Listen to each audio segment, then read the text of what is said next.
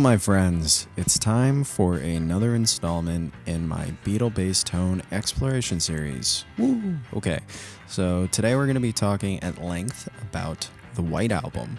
This period is subject to a lot of controversy, not just because of the material that was recorded, but it sort of started the era that many Beatle nerds constantly debate what was used and when. Up until these sessions, it's fairly cut and dry about what was used on what recordings, at least for bass. McCartney was not much of a gear aficionado, still isn't to this day, as we know, but he used what was available to him.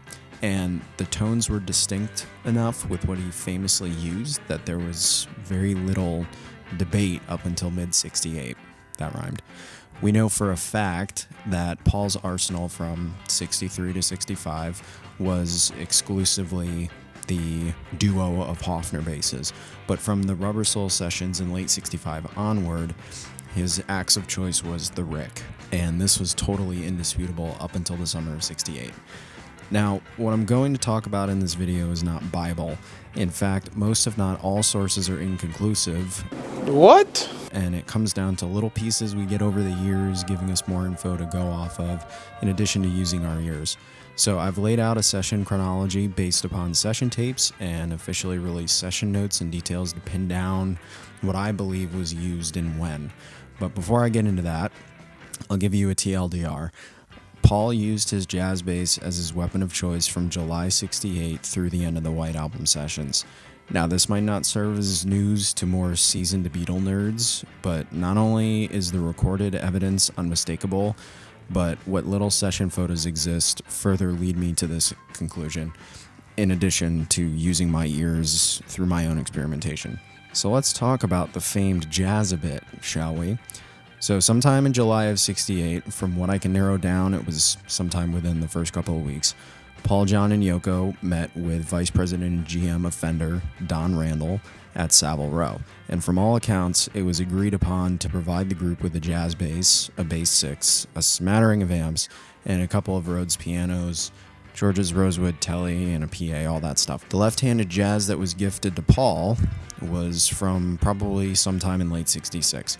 It was somewhat of a unicorn in that not only was it a lefty model, but it had the block inlays in the neck and the lollipop or paddle style tuners only really offered from late 65 through 66 on jazz basses. Other Fender basses of this era had them pop up through late 68 or even early 69, but they weren't as common as the traditional teacup tuners. Of course, he wouldn't have cared much at the time, but these days he likely still has it under lock and key given how rare it is, or maybe he doesn't care, who knows. The bass would have come stock from the Fender factory with Fender flat round strings, which was Fender's own string brand that was produced by the Squier Company. These flats were pure nickel wrap, likely 45 to 95 gauge. I believe they were model 850, but my research just ended up confusing me even more, so it's a guess. However, from what I've read, the GHS Precision flats come closest in feel and construction to these. I have not tried them myself, but I encourage anyone who owns a jazz and wants to try to nail these tones to try them out yourself. I'm going to get a set of them soon to try out. Arguably, there are a few components of Paul's jazz that give it the distinct sound we know and love, affectionately referred to as the clunk. First and foremost, both pickups were always engaged. From every photo I have seen of Paul from these sessions, the volume knobs do not change position. Running both pickups wide open gives you that full, fat, low end, but with a natural mid-scoop and a very pronounced attack. So the result when paired with flat wounds is a very powerful sound. And from photo to photo, if you look very closely, you can see that the tone knob is what he was adjusting. The most drastic examples of tone knob manipulation I can hear is the wide open sound on something like Gently Weeps, and the more closed off sound on Cry Baby Cry. So that would be the tone knob rolled down. Gently Weeps would be the tone knob rolled up. The second key characteristic is the chrome covers and its effect on Paul's playing style. So similar to Paul's Rick, there is a pickup cover right smack in the middle of the body. And this prevented him from resting his palm on the bridge and forced him to pick higher up on the strings, closer to the neck. The result is a rounder, fuller tone since the string gets to vibrate more. The only thing I can really describe it on most basses is a sort of mwah sound. The last component is the bridge cover, which in the 60s included a foam strip adhered to the underside to mute the strings. The mute is hands down the most crucial component of this tone because due to the frequency response of the pickups, you get a fat clunk in addition to the sustain that gets chopped off right where it matters. So the end result is a very fat and warm but punchy tone, i.e. the clunk. So here's my jazz bass. It is a mashup of 60s and 70s jazz bass parts. It's my Frankenstein, as it were. I'm unsure of what is what. I bought all of these parts from various sources. The neck for sure is not a 60s or 70s, but I got it for next to nothing because there's a giant crack in the headstock. I lack the lollipop tuners, as when I was putting this bass together, I didn't feel like spending $1,000 on rare tuners since they have zero effect on the tone. The pickups for sure are original 70s pickups, and the body is a late 60s based upon the pickup cavity spacing. So a quick way to tell this is in the 70s, the bridge pickup was moved 0.4 of an inch closer to the bridge, and that extra distance changes which harmonics the pickup hears. It's not a subtle thing. So pickup construction barely changed between the 60s and 70s. The quality definitely differed, but the biggest sound difference is the bridge pickup position. So if you want a true McCartney style tone, a 60s style body is what you're after. When it comes to amps, I believe Paul was still very much favoring the Voxy-Bell 730 as well as the Blonde Fender Bassman, but there was also mention of the Vox Foundation bass amp in these sessions in a number of books, namely Recording the Beatles by Kevin Ryan and Fab Gear by Andy B. I'm not going to theorize, but that's what was available. There was a good mention of the AKG C12 for a bass mic, as well as using DI for these sessions, and the boys experimented quite a bit on this album with overdubbed bass parts. And as controversial as it seems, and as much hate as I've gotten in my comment sections on previous videos for alluding to it, I think there's a handful of songs where the jazz is dubbed over with a bass 6, so you're getting two sounds, but I'm going to talk about that later. Most of the grittier sounding lines, in my opinion, come from driving the mixing console and the final mix via DI. There's not too many instances of the more grimy, aggressive bass tones on the White Album, but I can't think of much of that coming from solid state amps if Paul was using them mostly, as the amount of headroom available on the amp side versus the volume the bass would have been recorded at don't exactly lend credence to distortion on the amp side. It's somewhat possible it could have been from tube amp distortion, but it doesn't sound that way to me, not to mention how loud the amp would have been. Anyone who has actually cranked a Fender tube amp to the point of distortion knows exactly what I'm talking about. They are loud. As far as solid state distortion, diode clipping sounds way different when it comes to distortion, so that's kind of off the table, at least to my ears. One of the other keys to the sonic arsenal for this album is the Fender Bass 6. As I mentioned before, the boys received theirs in July of '68 along with Paul's Jazz. There's a lot of controversy around its inclusion, who played it, and on what tracks. But I believe I've been able to narrow it down to a handful based upon what I have read and what I have heard, both in my research of the original tracks and my own recreations of these bass parts. Bass 6 duty was split between John and George. Who played what is also up for debate. A lot of folks argue that John was not a great bass player, so it clearly could not have been him on bass 6. It had to have been George. But to be honest, I think that's a load of crap. The singled out examples of John's poor bass playing come from a pretty tumultuous period in the band's history, so he barely wanted to be there, let alone play bass on songs he didn't write. So, of course, his bass lines are going to be simple or boring. As we know, though, George was quite a great bass player, as evidenced on Old Brown Shoe, which I also believe is a Fender Bass 6. So it's entirely possible that some of the more intricate lines we hear that could be Bass 6 or George. But anyway, It could have been either one of them as far as I'm concerned. Feel free to go to war in the comments. I encourage it. The Bass 6 that the boys got would have come with a mute system, stock, something my Bass 6 does not have. But you can see it pretty clearly in the get back sessions with the mute. The Bass 6 has a somewhat distinct tone, but in my experience, it can closely approximate the sounds of the jazz bass, mostly due to the flexibility that you have with the pickups. I think that with its sonic palette, it lends weight to some lines being doubled with the Bass 6. It doesn't sound different enough to where you would get incredibly distinct tones or weird phasing that can be picked out, but what tells me that there is a double on some tracks is some kind of low-end phase interaction. There's a subtle warble that you don't get from a single bass track. When we talk about Gently Weeps, you'll hear this quite obviously, at least to me. It's somewhat harder to pick out in the released mix of the song, but it is there, and I will die on that hill. My Bass 6 is a 90s model made in Japan. It's an incredibly well-made instrument. I don't have a bridge cover or the mute system, but I made do by stuffing a rag under there to mute the strings. I intend to get a Fender mute to use with it eventually, but it's basically just a Jaguar mute. Not much to say about it, honestly. The last bass is the Rick, but to be honest, for how little it was used on this record and how much I've talked about it on my channel already, I'm not going to go into it unless it's for an album that uses it more favorably. The White Album is a jazz bass album, full stop. I'll leave a link to my playlist of other Beatle bass videos for you to explore at your leisure.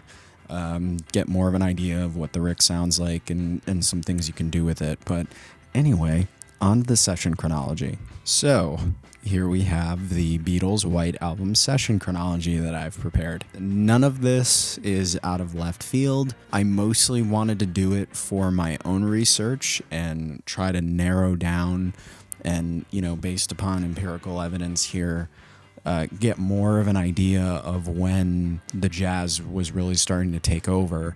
And not only do the sessions kind of tell the story, based upon, what we hear on the final recording versus when it was recorded. But there's also photos that do exist from various sessions throughout the White Album sessions that sort of give us a little bit more evidence of what was used around that time. So to start, the first session that you can consider from the White Album would have been on May 31st, 1968. Listening to Revolution 1, to my ears, it sounds like Paul was using his Hofner. It really comes as no surprise to me, considering the context that I'm going to present in this video. Next, on June 6, 1968, Paul recorded his bass track for Don't Pass Me By. That definitely sounds like the Rick. Now, I have a little window here because based upon the evidence that's available, it's kind of hard to narrow down where exactly in July Paul acquired his jazz bass, when that meeting at Apple was with Don Randall, but it was sometime between July 1st and July 16th. The reason why I know that is because July 1st, 1968, the bass track was recorded for Everybody's Got Something to Hide from Me and My Monkey. That to me is very obviously Rick. That is 100% Rick bass tone. July 11th, the bass track was recorded for Obla Dee. Paul used his Rick and overdubbed it with an acoustic. There are session photos that exist, and I'm going to show them here, of the July 11th session where Paul was tracking his bass for Obla Dee. He was using his Rick. But on July 16th, 1968, the bass track was recorded for Cry Baby Cry. This is a far different tone than 5 days before. This, I believe, is the first jazz bass appearance in the Beatles catalog. Chronologically, this is where it first appeared. July 18th, 1968, the initial takes for Helter Skelter were done. John used the bass 6 for this. I don't think that's very controversial. I think the controversy comes on what was in the final track. The initial takes were definitely John on the bass 6. We know that. The jazz bass was first photographed on August 1st, 1968, shown here in the sessions for Hey Jude. Going forward, it is very clear to my ears that Paul was exclusively using the jazz bass, because now we see from August onward, everything that was recorded, if it wasn't a track that was done with a bass 6 by somebody else, right? It's all the distinct White Album jazz bass tones. Not Guilty, Your Blues, Back in the USSR, Dear Prudence, Gently Weeps, Glass Onion, Birthday, Piggies, Happiness is a Warm Gun, Savoy Truffle. This is all jazz bass. It's very clear. So based upon this chronology, we know from May to mid-July, it was Rick. 100% Rick favored. Sometime in the month of July, I want to say it was sometime in the second week of July, Paul got his jazz. He tried it out for the first time on July 16th and recorded the bass track for Cry Baby Cry. There's some other session photos that exist from October of 68 as the sessions were wrapping up. It kind of solidifies what we already know. Some of these are widely published in a lot of, of the more recent White Album articles that came out in 2018 when the new mixes were released. It kind of just confirms what we already know. The next step of this really is to go through these sessions, right? And demo these sounds on the instruments that they were recorded with and further confirm based upon experimentation. As a consumer of this kind of content, and now being a creator of it, just based upon over time wanting to share what I've learned and, enjoy myself in the process, I've seen a lot of comments, not only on my videos, but other people's videos that make this same sort of thing, that tend to give a definitive account of what was used and why, without actually providing any evidence of how these things sound in order for, in order to educate those who they're talking to about it. I don't think there's anything wrong with having an opinion, because clearly I'm out here spouting my opinions, but it's my hope that with the videos that I'm making, especially where I'm A-Bing these things so you can hear how they sound as opposed to one another, you can sort of deduce more and be able to come to a conclusion about, yes, okay, this is what was used. There's no trick, where I'm trying to get the Rick to sound like a jazz, or I'm trying to get the jazz to sound like a Rick, or I'm trying to get the bass 6 to sound like a jazz. These instruments sound the way they do because of their pickups, because of the strings, because of the electronics that are in them, because of the wood, tone wood. That's a controversial thing. These things all sound different. When they were being recorded in the 60s, they were being used because they sounded different. And out of the box, they're going to sound a specific way if you set them up properly. So it's my hope that more people who start to see this kind of content and, find my channel or find other Beatle creator channels, and we're going through and we're actually trying to experiment with the different instruments that were used, we can form more of a conclusion based upon how it sounds versus what people are saying. I said this in my first Beatle YouTube video where I went through my Rick tone. It's about how it sounds. It's not about who said what, because people are saying what they heard based upon a source that wasn't actually there, but wants you to believe that they were there, gives a completely contradicting account to what these things actually sound like on record. And I'll give you a perfect example of this. When I was 16 or 17 years old, so almost 10 years ago at this point, and I was in high school and I had no money and I was trying to get these sounds and try to figure these things out, I would go onto forums and I would read from various different people that Paul used his Rick on While My Guitar Gently Weeps. And dude, I believed it at the time because I didn't know. I didn't have a Rick to be able to try it out. So over the years, I was always like, oh yeah, it's a Rick on that. It's a Rick on that. And then I finally got one and I tried it and I was like, this sounds nothing like it. But then you go and you see there's publications out there, or there's tons of websites that claim to have all this Beatle information and they're saying, oh yeah, it was Paul's Rick 4001S on this song. And you can clearly hear that it's not. Okay? It's not. It starts to make you scratch your head a little bit and be like, where are these people getting this information from? So after that rant, my final point is, before I start going into this, you have to try these things for yourselves. And if you're going to be presenting evidence that you claim is fact, you have to back it up sonically.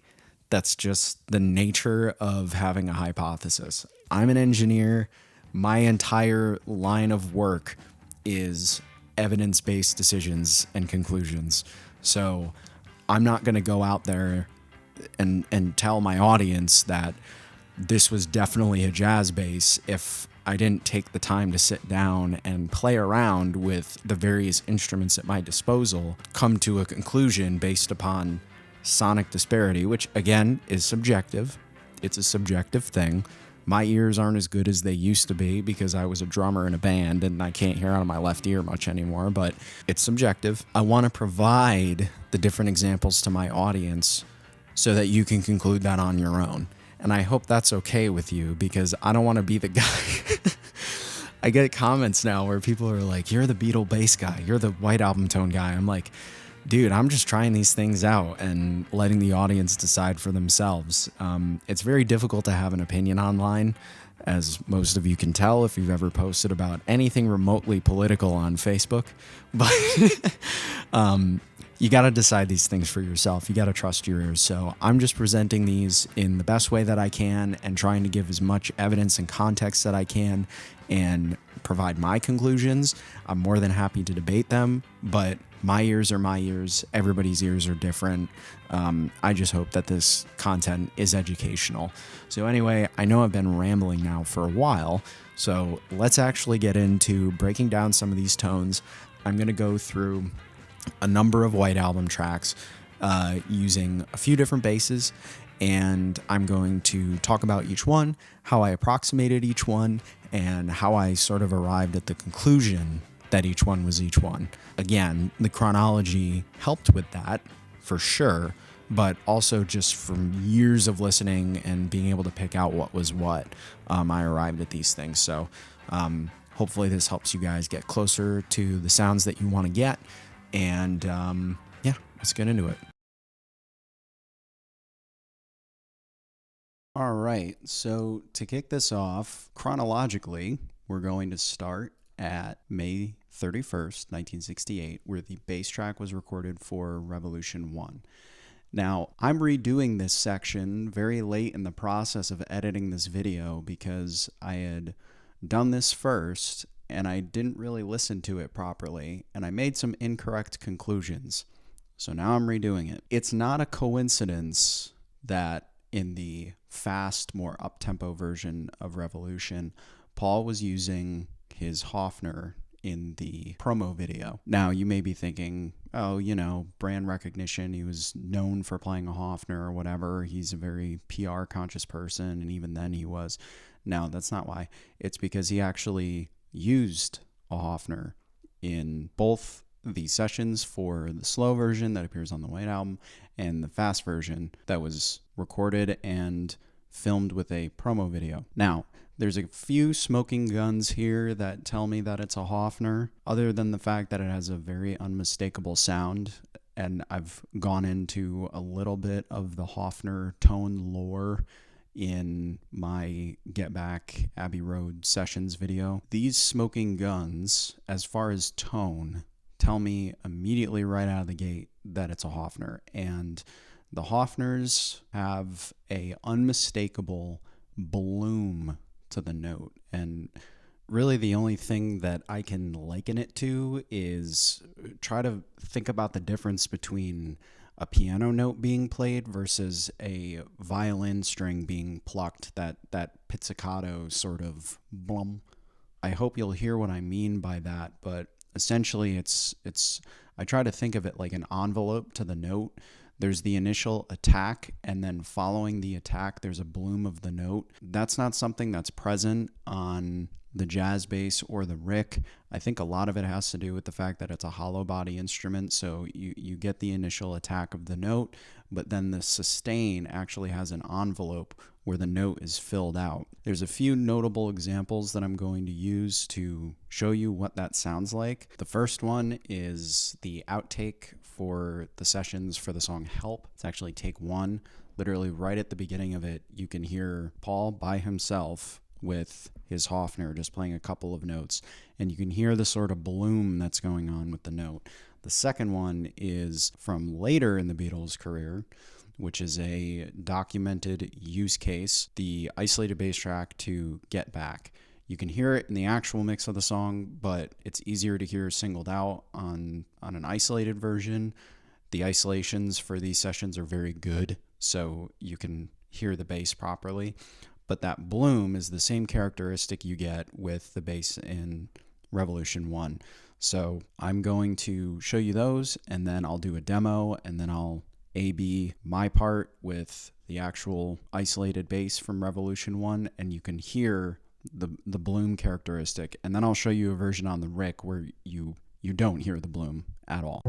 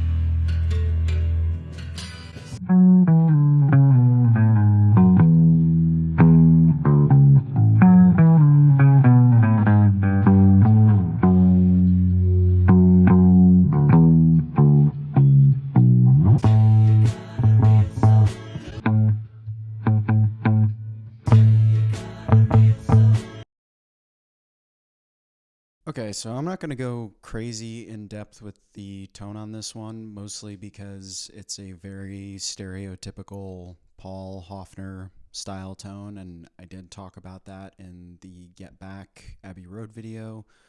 I'll have more videos in the future that start to go into some of Paul's earlier tones, but I'm sort of working my way backwards because this is my preferred era of Beatles music. I know, sacrilege. I love all of it, but anyway, that's beside. This is a very typical setup for me. The only thing that I've done differently as opposed to some of the other instances of Hofner is just tweak my Logic amp settings a little bit, but there's really nothing crazy going on here. We're not on the bright channel. The gain's turned up a little bit. Bass is turned down to about 30%. The mids are down to 40%. The high switch is not engaged, the low switch is not engaged, and the treble's all the way off. The compressor's off on here. So a little bit of a weird one, but this is a very hollow sounding bass track. It's not atypical of any of Paul's other bass tracks that utilize the Hofner. The only difference is later on they were doing a lot more driving the board while doing that, so you get a little bit more warmth and fatness. You lose some of that hollow quality to it. You get more roundness. Perfect example is the combination of the Hofner with tape wounds on She's So Heavy on Abbey Road. Obviously that was a different mixing console and there were some other changes, but for all intents and purposes, there's not a lot of variation track to track that is required in order to get that sound. This is a sort of in-between period, so there are some nuances. I tried to capture it as best as possible. One of the difficult things was trying to get the slides that are in the breakdown section to carry over. Unfortunately, I wasn't able to get that to come across too well because of how I had to tweak things to get it to sound boxy and hollow. I sort of lost that top end scraping sound that Paul gets when he's sliding down, so that was lost unfortunately. But this is my channel EQ. This is a fairly typical setup for me just to clean things up. Got the Abbey Road RS-124 compressor on some random preset. All of these sound good. You can't go wrong. Just experiment and see what you get. I have the Red 3751 desk on the round bass preset, drives all the way off. That would be at a little over 0 on the actual preset itself, but I tweaked that. Everything else is the same. Using the J37 plugin on the Bass DI preset, that is unchanged. And lastly, I have the Sunset Sound Studio Reverb. Obviously, in the isolated track, you can't hear much ambience at all, but it does sound like there's a little bit of room sound, and the bass is sort of hard to hear on the released version of the song that appears on the White Album, just because it really sits deep in the mix. So I gave it a little bit of ambience just to make it feel less constrained, give it a little bit more depth, but it's sort of hard to hear on the final recording. So yeah, not going too crazy in depth with this one, only because it is a one-off for this album. There aren't any other instances of the Hofner on this record, so I don't want to talk about it too much. I want to get more into what people are here for, which is the controversy. Okay, so next up we have Me and My Monkey.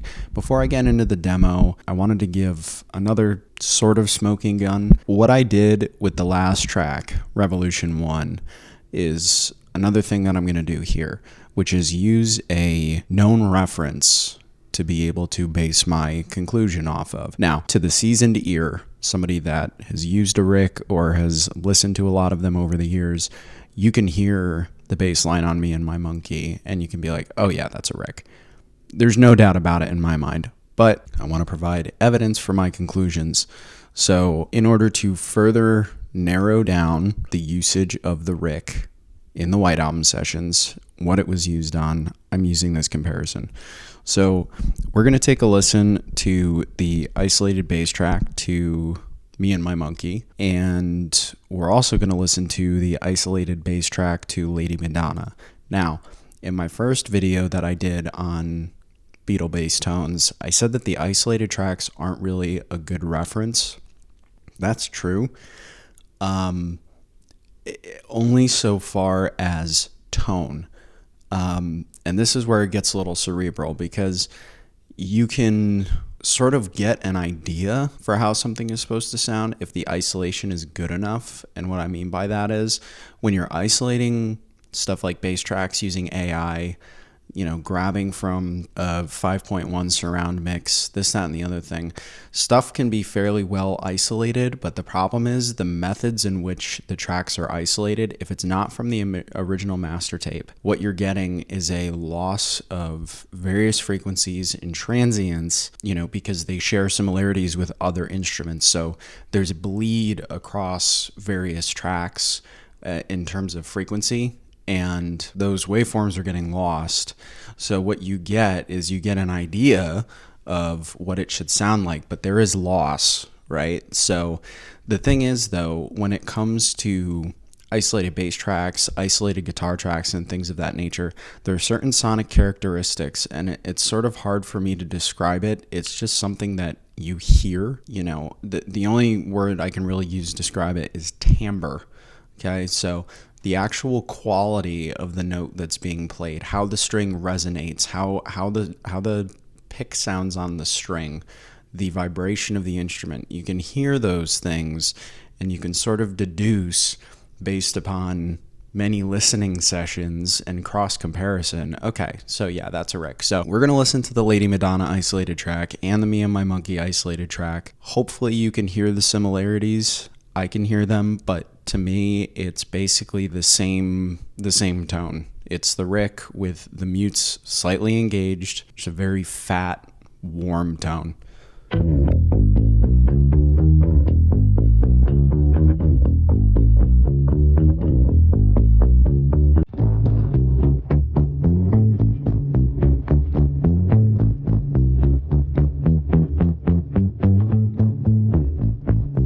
Okay, now we're going to go back to Me and My Monkey. The second chorus, I want you to listen to the D string being picked. Quick choke of the note that's happening, because that's the Rick mute engaged.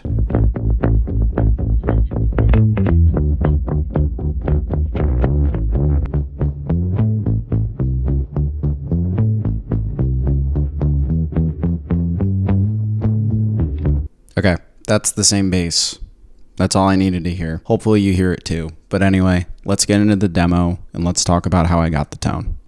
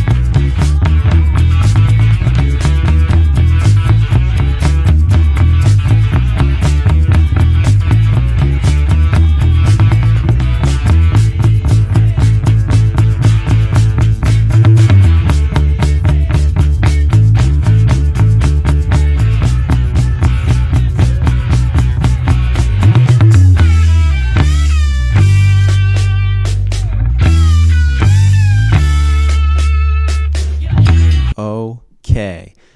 Man, I love that song. So this one is another variation on my typical McCartney Rick presets sort of thing that I've got going on. It's all the same plugins, various little tweaks. So I'm not going to go crazy in depth explaining. I'm just going to go through and show you what I got. I'll talk a little bit about why I did it. So first, we got the Portaflex bass amp again. As you can see, between Revolution 1 and this, I've tweaked some of the individual settings. So I have the bright switch off. I've got the gain turned up a little bit, bass all the way up, mids at 50%, treble almost all the way up. The low switch is not engaged. I have the mid boost section at 2, so right smack in the middle.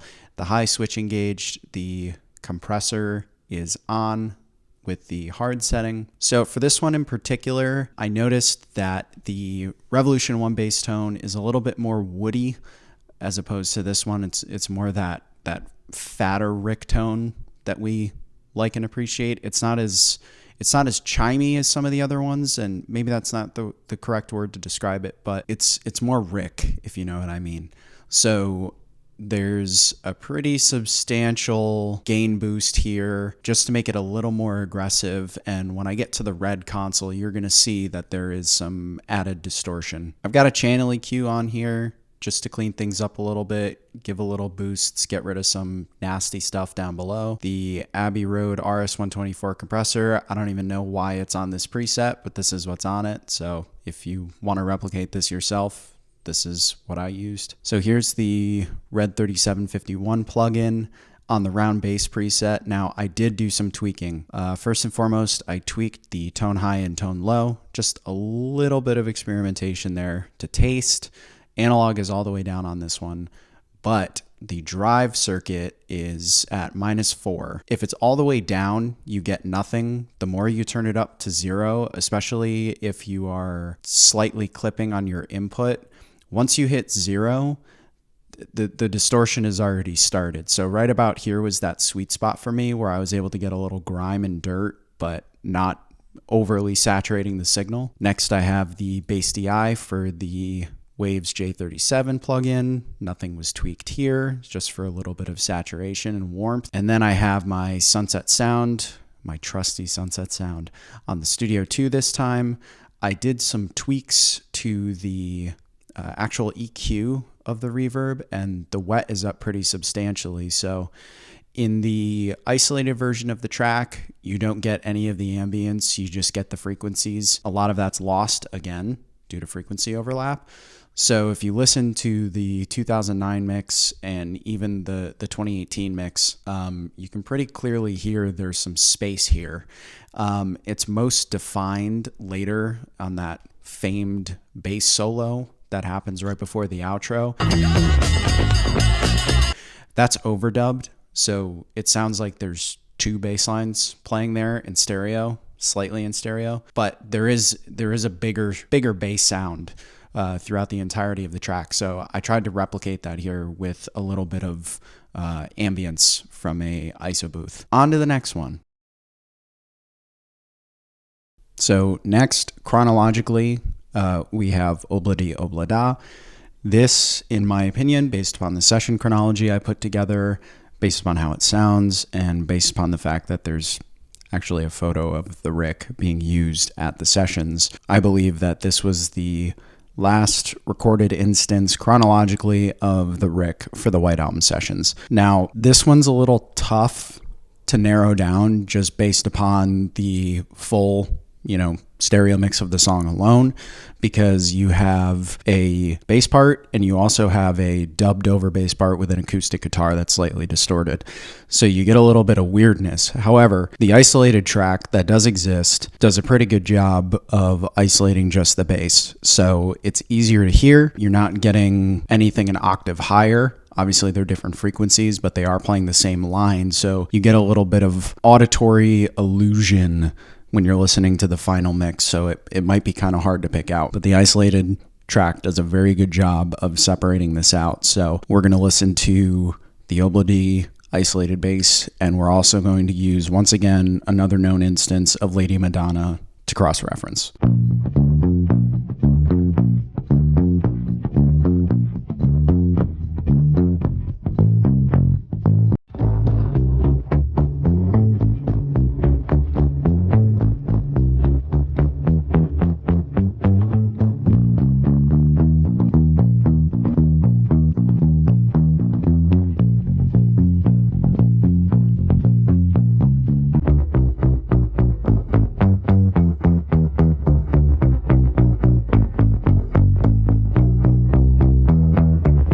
Okay, so not only do we have photos of the Rick at the sessions, but we also have sonic evidence that link the two together. It sounds like the same bass to me. It sounds exactly the same. There's obviously nuances, but it sounds very similar, if not identical.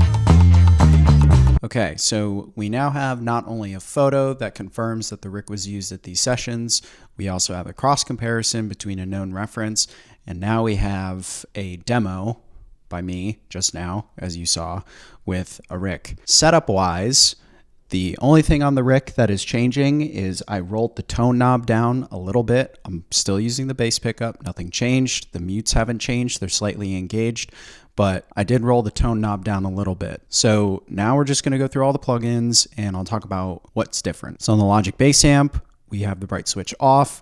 The gain is still up a little bit. The low switch is not engaged. The bass is turned slightly down because I rolled the tone knob off. The mid boost is set to the 50 or the 2 channel. with the mids boosted a little bit. The high switch is on with the treble is switched down. A lot of these things are interchangeable, right? So if you crank the high switch, you don't got to crank the treble as much. So I could have just as easily turned that off and brought that up there.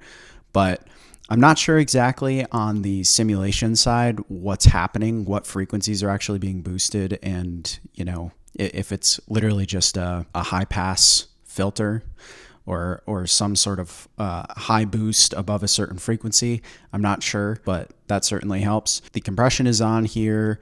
The compressor's at about 50%. Again, this isn't really that great of a compressor. It's just kind of there to smooth things out on the amp side.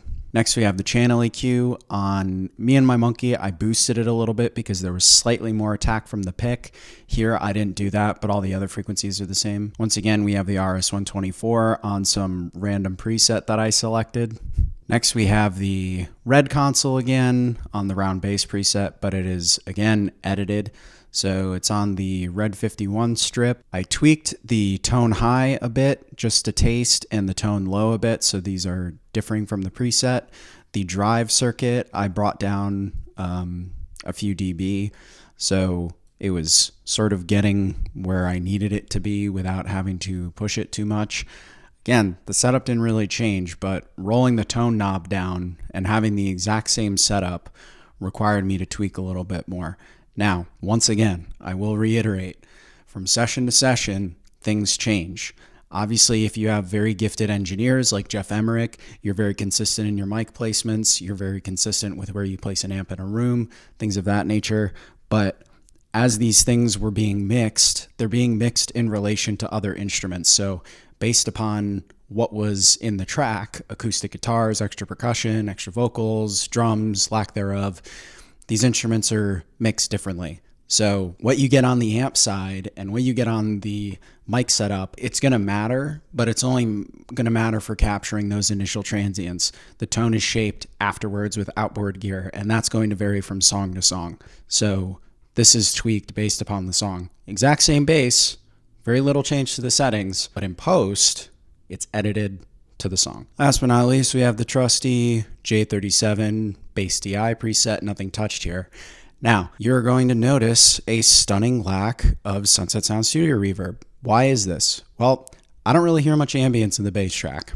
That's why. I could have added a little bit more in if it was just bass. However, because there is a doubled acoustic part an octave up in the actual mix, that's what's giving it a little bit more depth. I didn't do it here, but if I was just going to post a bass cover of this, which I did before, I would be using the Sunset Sound just to fatten it up a little bit because I'm not recording the acoustic part. So there's depth that is missing, but for the intents and purposes of what I'm trying to capture here, I didn't need it. Okay, so this is where it starts to get kind of fun. July 16th, 1968. The bass part was tracked for Cry Baby Cry. In listening to this mix over the years, I've sort of had a back and forth between, is it the Rick, is it the Jazz? It wasn't until I actually got a Jazz and experimented with this that I really started to hear that, yeah, okay, I had to do some finagling on the amp side and play around with EQ and things like that.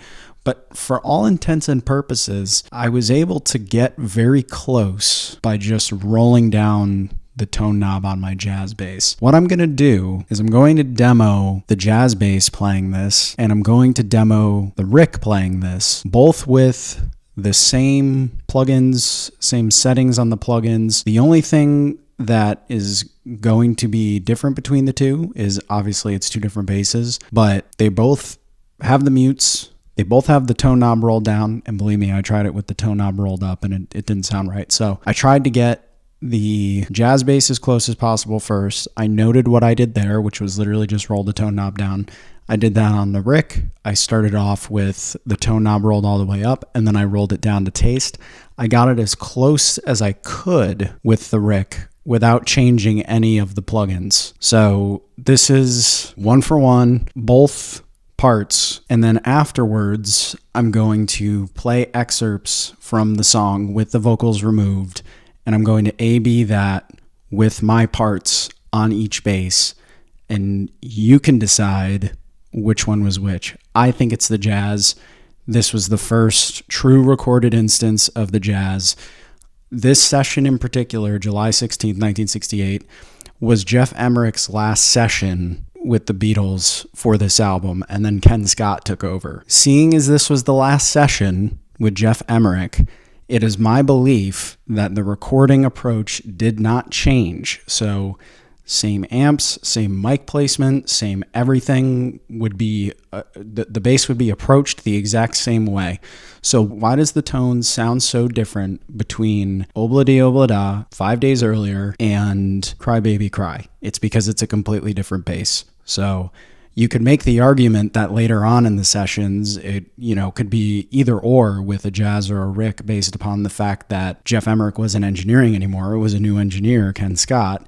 But I think that this is a jazz bass, 100%. I tried to get it as close as possible. There are some nuances to the tone that make it a little bit harder to get, only from the perspective of certain transients or certain frequencies stick out more than others. I'm doing this with software. I'm not doing this with actual outboard gear. So stuff is translating differently and I'm hearing it differently. But I think I got it pretty damn close. So let's take a listen.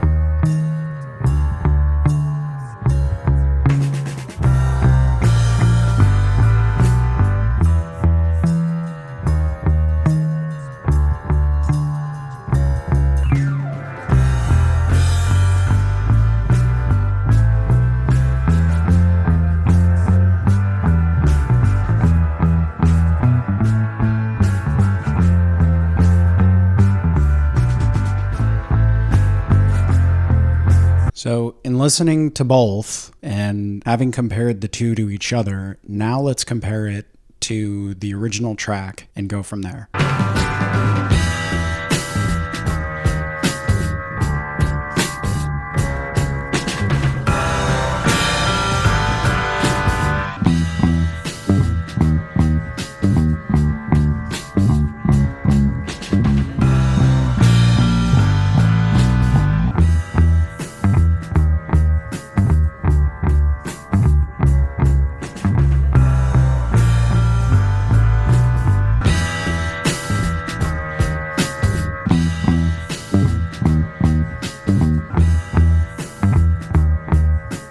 Okay, so now that we've heard both basses in comparison with the original track, there is a distinction that I want to make between the Jazz and Rick fundamentally. Boulevard Recording did a fantastic video on the White Album probably a year ago at this point, where he said that the Jazz has a little bit of a grunt and the Rick has a little bit of a toot. To my ears, I would actually argue it's backwards, at least for this track. The Jazz has a little bit of a farty thing going on, so it's got a toot instead of a clunk like we're used to. And the Rick has a little bit more of a grunt. It's a way more throaty and punchy sound. That's regardless of the manipulation of the tone knob that I did on the Rick. So in experimentation, as far as ease of achieving the tone, the Jazz was the easiest. It was the easiest to dial in, and that was the first one I tried. I plugged the bass in, I rolled the tone knob down because I was like, sounds like we're kind of chopping off the highs here a little bit. Let me roll down the tone knob. I did that. That's what you hear. This wasn't hours of experimentation. This was me plugging in the bass, rolling the tone knob down, and then just adjusting saturation and room sound to try to get it to sound a little bit more like the record. There's no crazy trick here. The Rick, it has, like I said, the exact same plugin settings. The only difference is inherently it is sonically different. I had to fool around with the tone knob to try to get it to sound like that. So does that mean one's any more likely than the other? No, because these guys would have just fiddled with stuff and played with what they liked. But like I said, given the context of the sessions, who was engineering it, it's too drastic of a change in sound from 5 days before for, to my ears, it be anything other than the Jazz. Okay, so I'm going to go over this one in a little bit of detail because it is a relative unicorn compared to later jazz-based tones that Paul's known for on the White Album. I would think that that's probably because it was engineered by a totally different guy. This is also not really that aggressive of a song. You get more of those famous jazz-based tones later on with some of the more aggressive numbers that they were just all running direct into the console and driving the crap out of it to get as much distortion as possible. So this one is a little bit more subdued. It has its jazz-based nuances and tendencies. I tried to replicate them as best as possible, but like I said before, there's still quite a bit that I missed. So hopefully this gets you most of the way there. For the bass amp, this time I'm using the Bassman style, Silverface Bassman style, or I guess Ampeg SVT style head, but to me this is like a Bassman style amp. I'm running it on the bright channel with the gain at about 50%, the low switch off, the mid boost right at 2, and the high off. Amp EQ, everything's at about 60%, but I introduce the pre-EQ here. So this is EQing the signal before it even gets into the amp. You can hear I'm kind of just pushing the sub frequencies for a little oomph, because as soon as I started playing around with the mids here, and you'll see with some of the tweaks that I did later on, you kind of need this hump here. It is a very mid-focused sound, sort of farty, like I mentioned earlier. So this is just my EQ curve. The compressor's off this time, and I'm just using the flip-top 1x15 cab with the Neumann U87 style microphone. Same channel EQ here as always, just a little bit of sparkle to the highs, cutting down here a little bit to clean it up, and then cutting the sub frequencies, but you can sort of hear that even with cutting these, it still comes through. It says I'm using the bass happiness on the RS-124, which is the tried and true, but for some reason this is saying that it's stereo BV wide vibes. So I don't know which one it is, but honestly, you can't go wrong with any of these presets at all. They're all very good. So with the Red 3751 plugin, it's saying up here that I'm using the Bass 1 preset. It's saying here that I use the round bass preset. I know for a fact that I used the round bass preset and I tweaked it. So I don't know what's going on. But anyway, there's not a lot of tweaks here. I'm using the Red 51 channel strip. I have no idea if there's a difference between the 37 and the 51. There probably is, but I don't know. I haven't really explored this plugin too much. I've tweaked the tone high and tone low. So as you can see, there's a bit of a boost to the highs and there's a bit of a boost to the tone low. The drive is off all the way and the analog is off all the way. Once again, using the Bass DI preset on the Waves J37. And then this is a little bit of a change up from the norm that you would be used to and seeing in my videos. Instead of using the ISO booth, I'm actually using the Studio 3 Live Room. It's very subtle. It's just to give a little depth and space to it. In the original recording, as you can hear, it's a bit of a wider stereo field on the left channel. So you're getting probably what was likely a mic in the room picking up the amp as well. So I don't think that this song really had any direct bass. It doesn't sound like it to me. It sounds like just an amp in a room that's been massaged and, you know, the knobs were fiddled with on the amp a little bit. So I just wanted a little bit of room sound to liven it up. Like I said, this instance of the jazz bass tone is very much unlike the jazz tone in general that we're used to. It's very subdued. Could it be because it was recorded by Geoff Emerick and not Ken Scott? It's possible. Could it be they were just putting this thing through the paces and seeing what it could do? That's also possible. But the music didn't really call for anything aggressive for this line. And you're going to see when we get into the next song what the capabilities of the jazz really are when it comes to a wide open, aggressive sound. All right, so we have now chronologically arrived at August 13th, 1968. I'm skipping over July 18th, which is where the initial takes for Helter Skelter were, where John supposedly used the bass 6. Reason being is because I'm going to go over Helter Skelter later based upon the final recorded version that we hear on the album. I'm also skipping over August 18th, where the bass was recorded for Not Guilty, because Not Guilty is technically an outtake. Not only that, but it's more of that quintessential jazz bass clunk that we know that's going to be explored much more later on with more famous tunes, so I'm skipping over it, although I'd love to cover it eventually.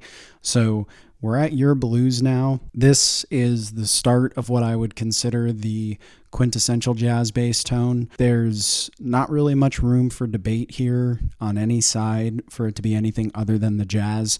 I'm going to show you why based on me using the jazz and playing it through. And then we will use the Rick very sparingly. I'm not going to go crazy deep into it. And we're going to compare it with the original recording. And you can tell for yourself. Basically, within the first 3 or 4 notes of the song, you'll be able to tell. This is just a jazz bass, wide open, running through room 2A at Abbey Road Studios. It's just a bass recorded really loud in a room, wide open. There's no trickery. It does not sound like a Rick to me at all. It's a night and day difference you're going to hear. But I want to show you for comparison so that you can understand why it doesn't sound like that and why it sounds like a jazz bass. So let's get into the demo.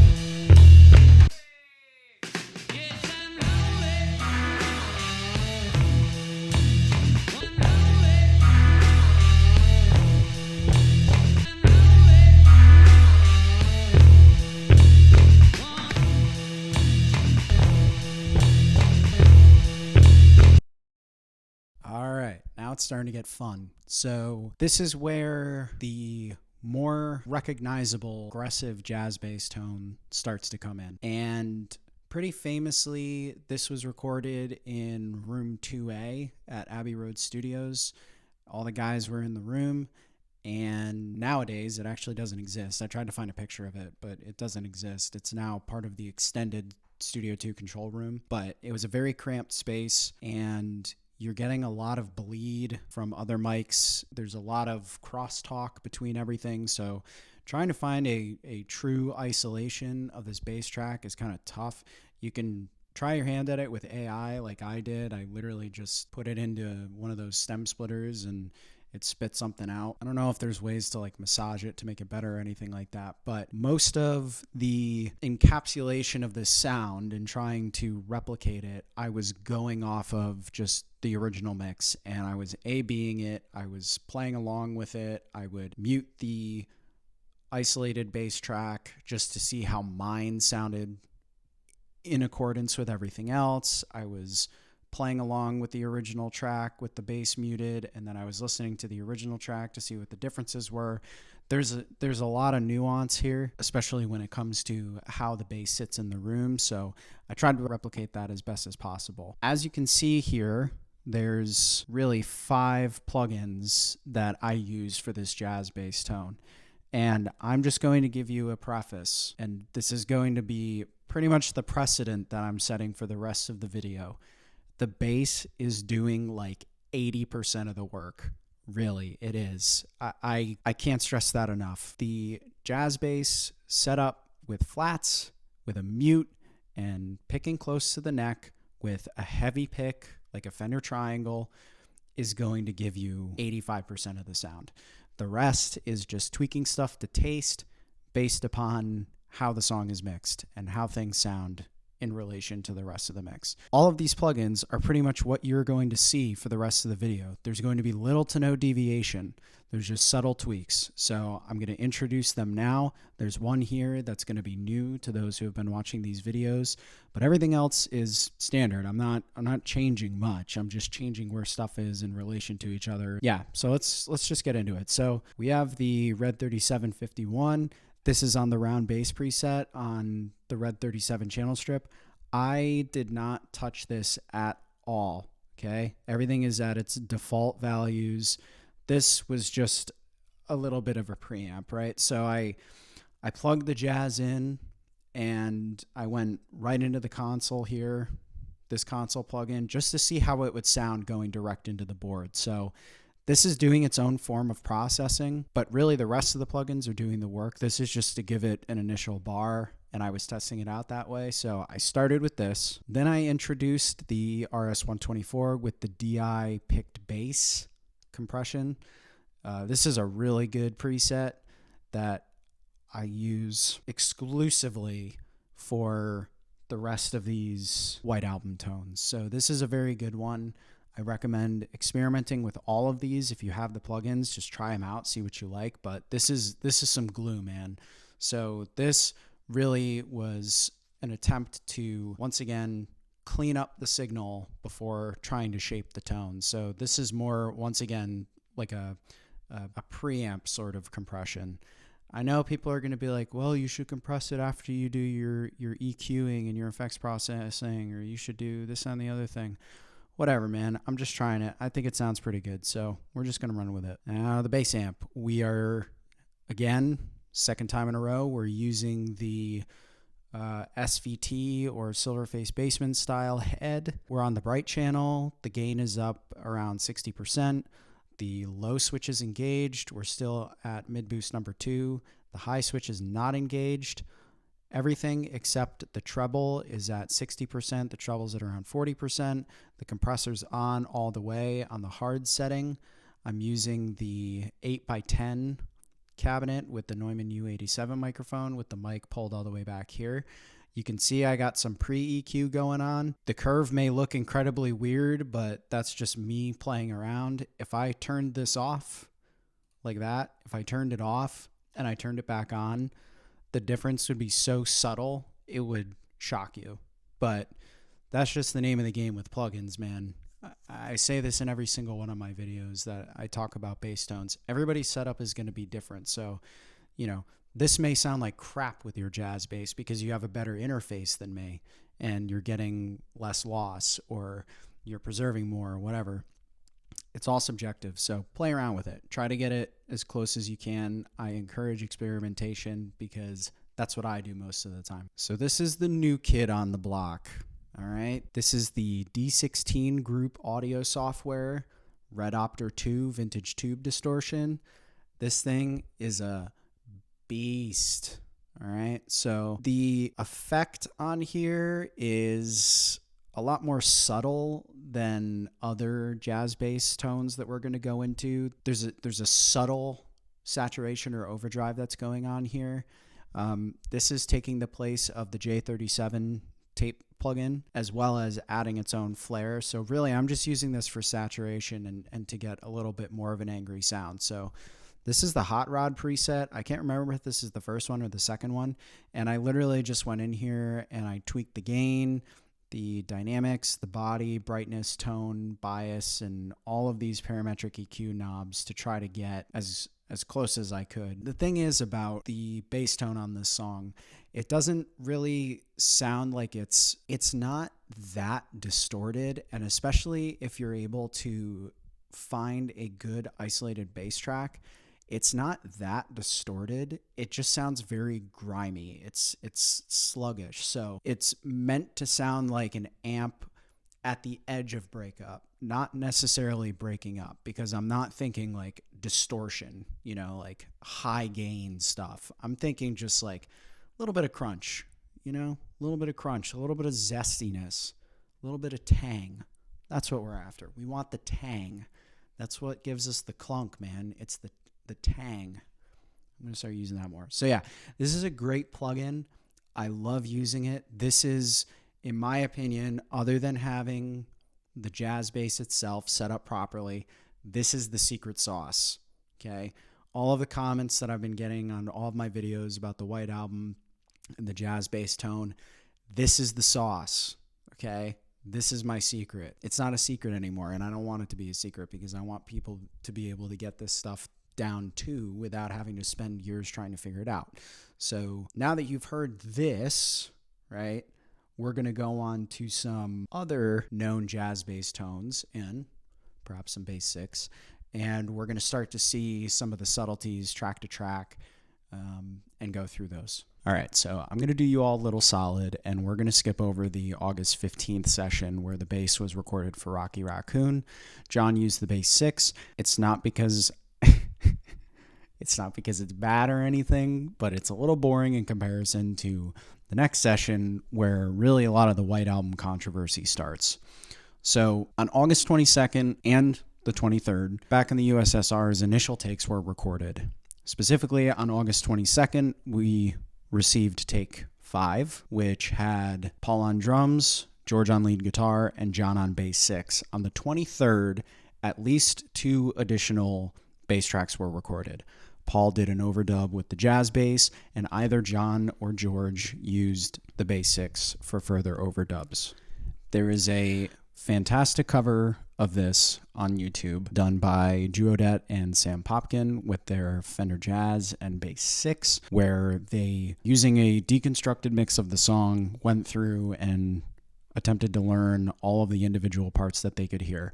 I'm in agreement with the fact that there's at least 3, possibly 4, and maybe an additional 5th, but it depends on subtle nuances that are hard to pick out with just isolated stems. Now, there are some really great deconstructed mixes on YouTube. There's one that came out last year on Isolated Stems' channel. I'm going to link that in the description. There's a lot of great channels on YouTube that do incredible isolations and really do a faithful job of trying to get everything sounding as great and as well mixed as possible.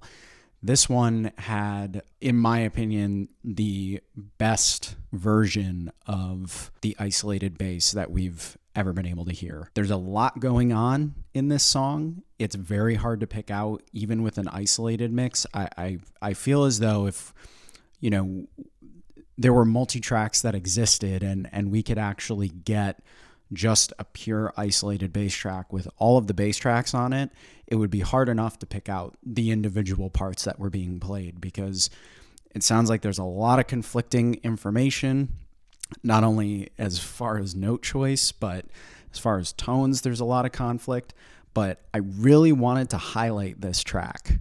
I really wanted to, because I had posted a cover of While My Guitar Gently Weeps where I used the bass 6 and I used the jazz bass, and I played them in unison for most of the song.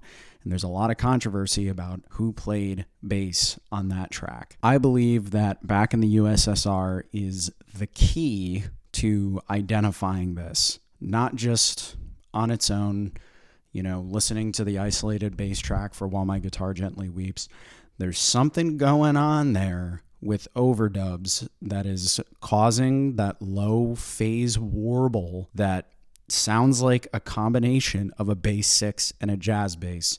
We can argue this all day long, but the goal is to try to highlight these things and hear them yourself so that you can understand what I'm talking about. So I'm going to go through and I'm going to do a number of different variations of Back in the USSR. I'm going to do basses on their own. I'm going to, take some stuff out, add some stuff in, and try to get this as close as possible to the original recording, as difficult as that's going to be, because there is, again, so much going on. And it's very hard to hear everything. I'm going to try to get it as close as possible. As far as tone, so we can get that down. Once we have the tone down, then we can use this to extrapolate to something like While My Guitar Gently Weeps, where there's possible overdubs in there. One thing I wanted to note before I get into this, the original take of this, so take 5, that was recorded on August 22nd, was recorded in the key of G major, okay?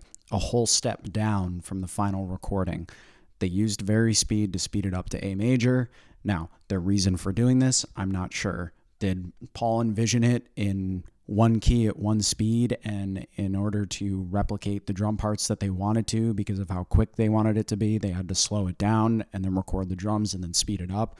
I don't know. I wasn't there, so this is just a guess. Varispeed has an effect on the tone, right? It's not just the notes that are being played. Obviously, they're going to vary in pitch, but as you stretch out the waveforms or you close them down, there are little subtle things or nuances in the timbre of the instrument that get exacerbated. So one of the reasons why I wanted to bring this up is because in the 2018 Super Deluxe Edition, we got a little nugget of wisdom in this Take 5 instrumental backing track that gave us a little bit more of an idea of what's going on.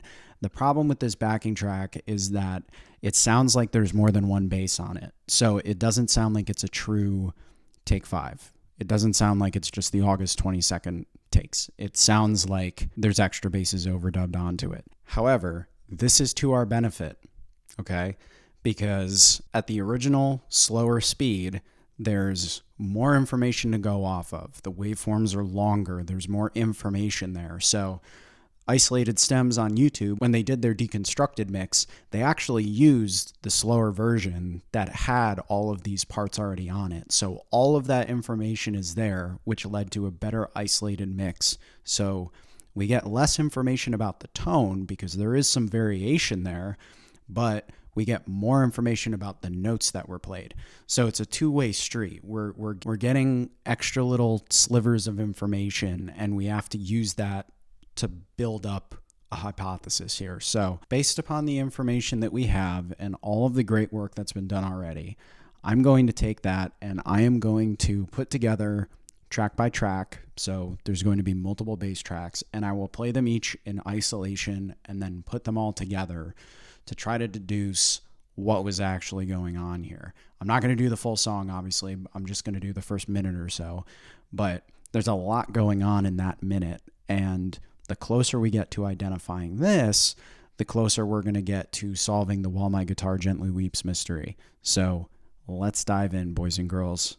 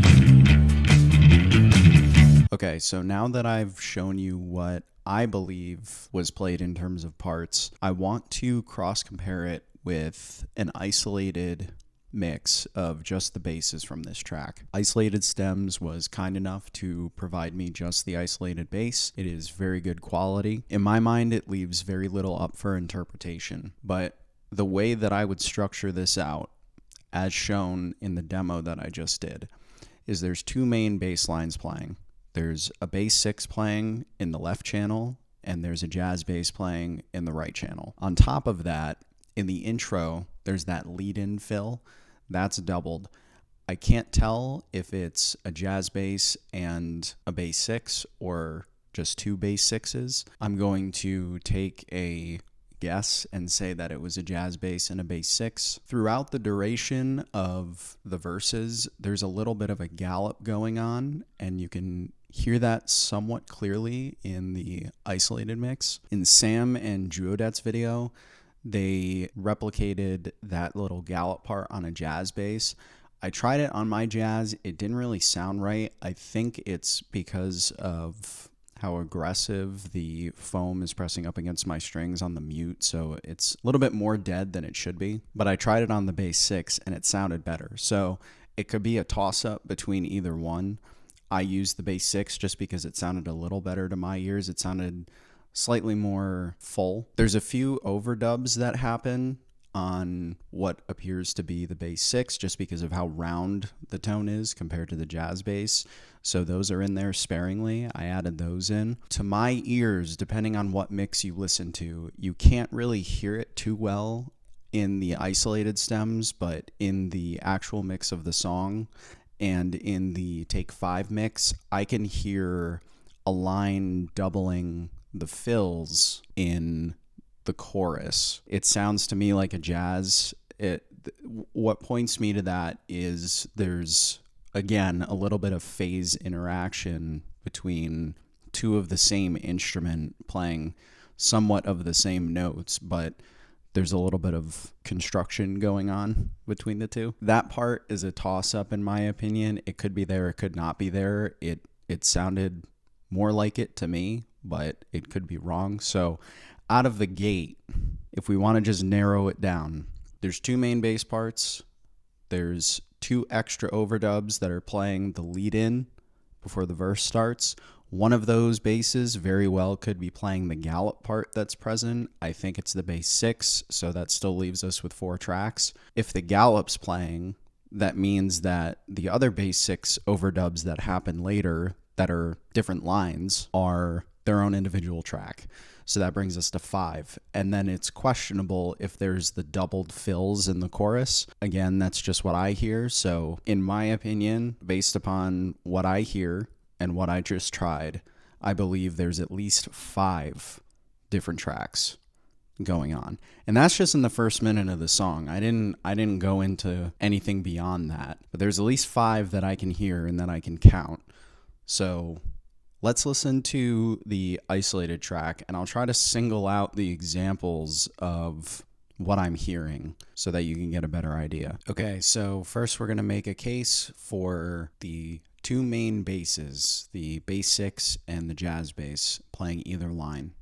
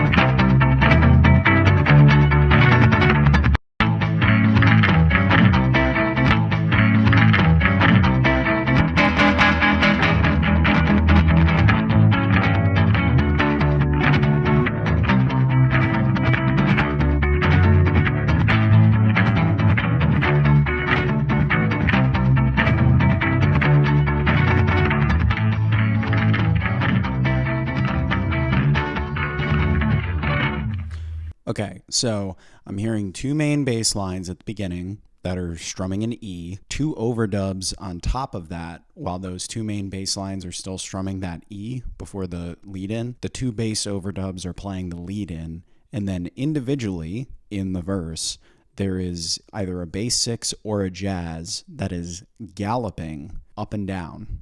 Okay, it's galloping up and down. You can make the argument that it's for a guitar. However, what's unique to this is a sort of bridge rattle that you can ever so slightly pick it out. It sounds like a bridge rattle, which is synonymous with the bass 6. I can hear that. Also, the timbre is a little bit more round, so it's playing higher up on the neck, but the tone is still a little more round, and you get that bridge rattling. That sounds like a bass 6 to me. I think I did a decent job of replicating that with the bass 6 in the demo, so hopefully you can hear exactly what I'm talking about. The other thing is, in the chorus, there is a separate bass 6 line that's being played that I just highlighted. If you listen very carefully, you can hear the main bass line under it, so you can hear 2 lines being played on top of each other at the same time. And there's a little bit of weird phasing going on. So it sounds like 2 instruments that are right on top of each other playing different notes, okay? Same timbre, different notes, and they're conflicting. Now, we're not going to go into While My Guitar Gently Weeps because I'm going chronologically here.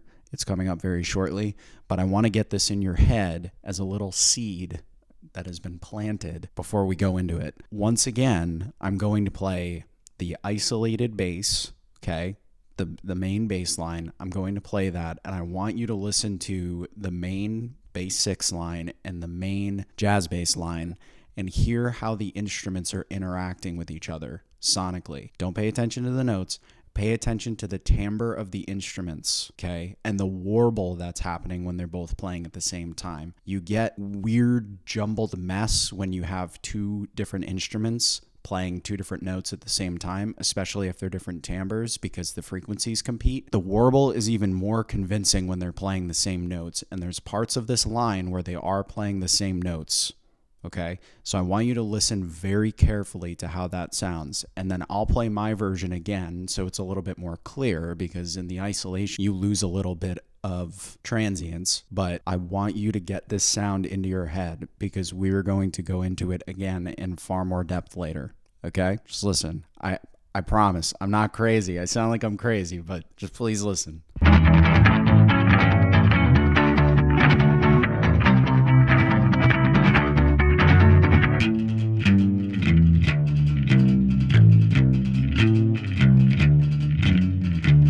Demo under our belts, and we talked a little bit about the different parts that are going on.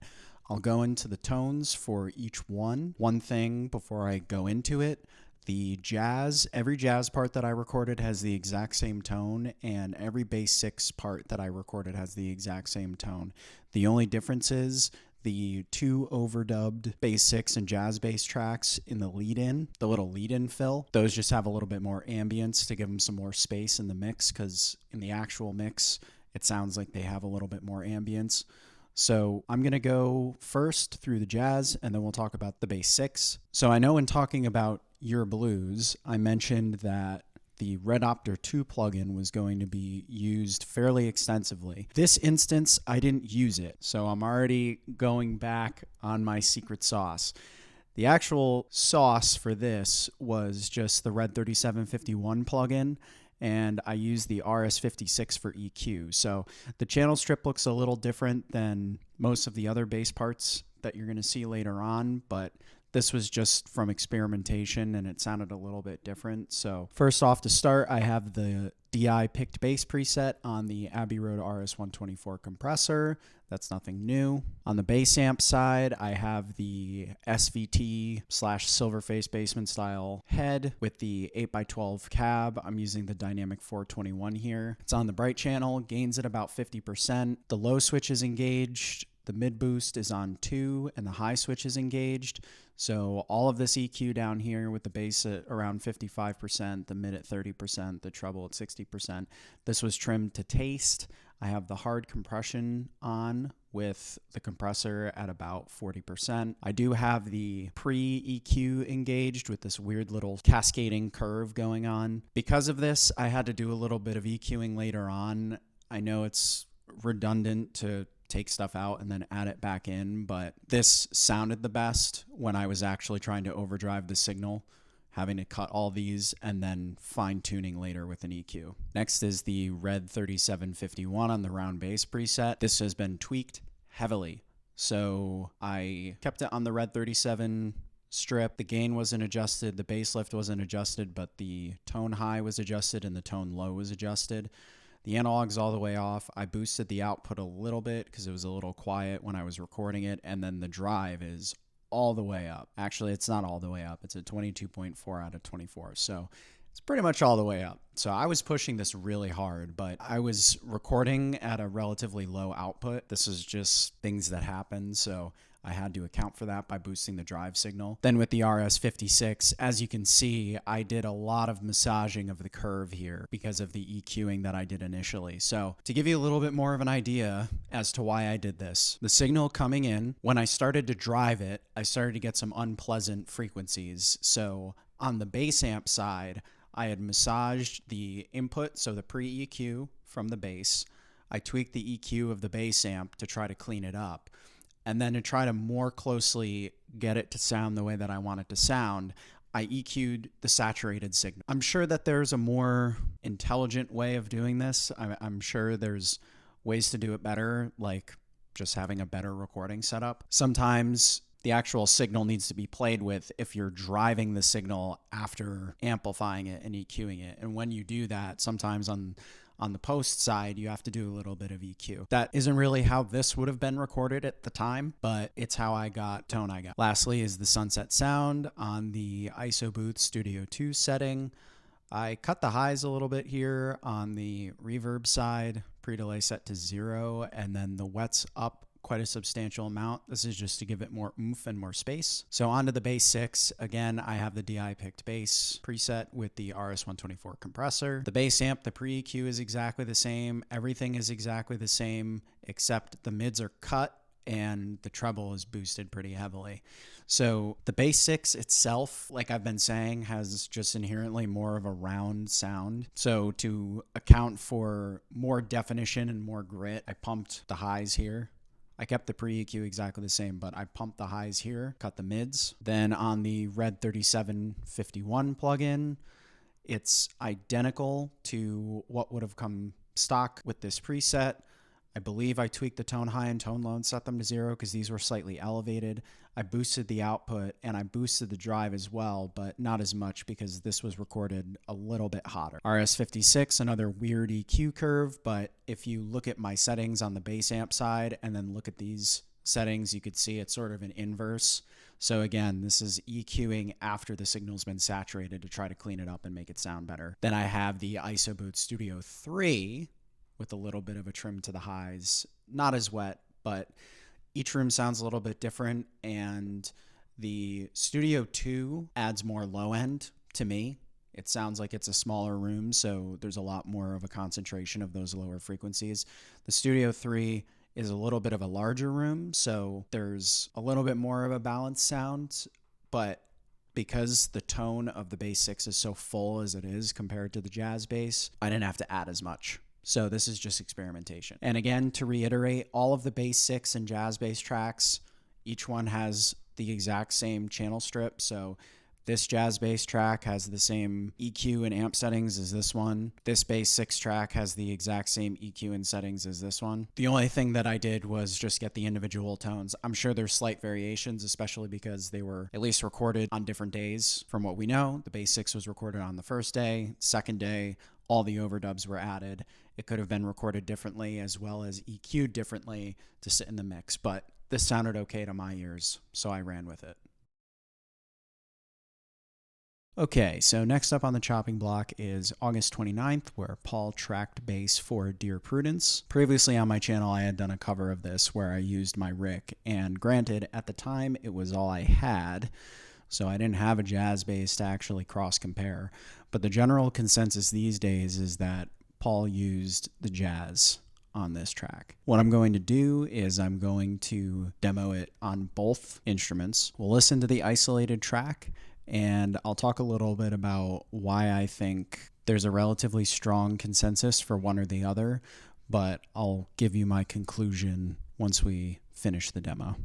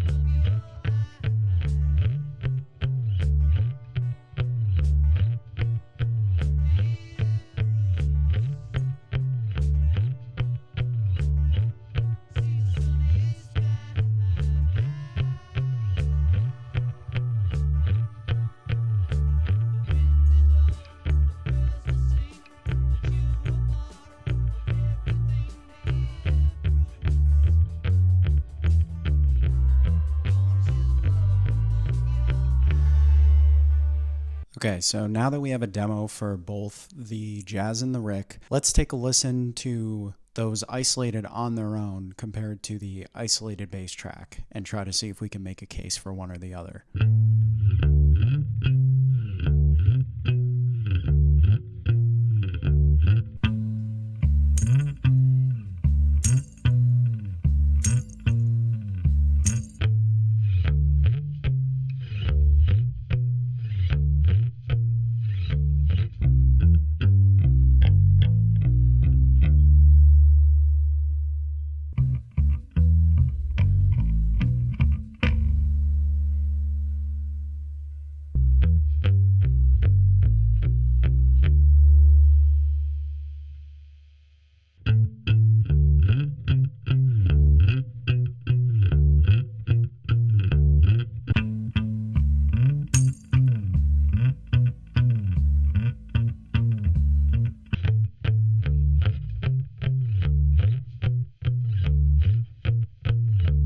Okay, so to my ears, that sounds like a jazz bass. The only argument that I have ever seen to favor the Rick is mostly been on the comments of YouTube videos where they're isolating the bass track and they say it's a Rick with mutes. Unfortunately, a Rick with mutes is a far more dead, focused, and controlled sound. The jazz bass with mutes still has some life to it. It still has some ping and some click to it, as you can hear, especially in the isolated recording. The other argument that I've seen is at the tail end of the song, Paul flips the toggle switch on his Rick to the treble pickup, and I'm not even going to attempt to do that because that's not what's happening there. What's happening is he starts picking harder. That's all it is. The demo that I did with the Jazz, if you look very closely at my hands, you can see me picking quite lightly. And in the isolated track, you can sort of hear this a little better.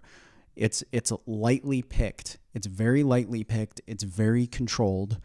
And to be honest, what it almost sounds like is he's playing with his fingers, but I'm not going to go down that rabbit. Let's just say he was picking very lightly, and at the tail end of the song, when everything picks up in volume, he picks a little harder to go along with it, because that's what musicians do. Also, to add more weight to this argument, at that point in the song, there are extra percussion overdubs that are occurring over it. So it sounds like a cowbell is over that, and that mishmash of frequencies, right? Frequency overlap, I think is causing some auditory delusions.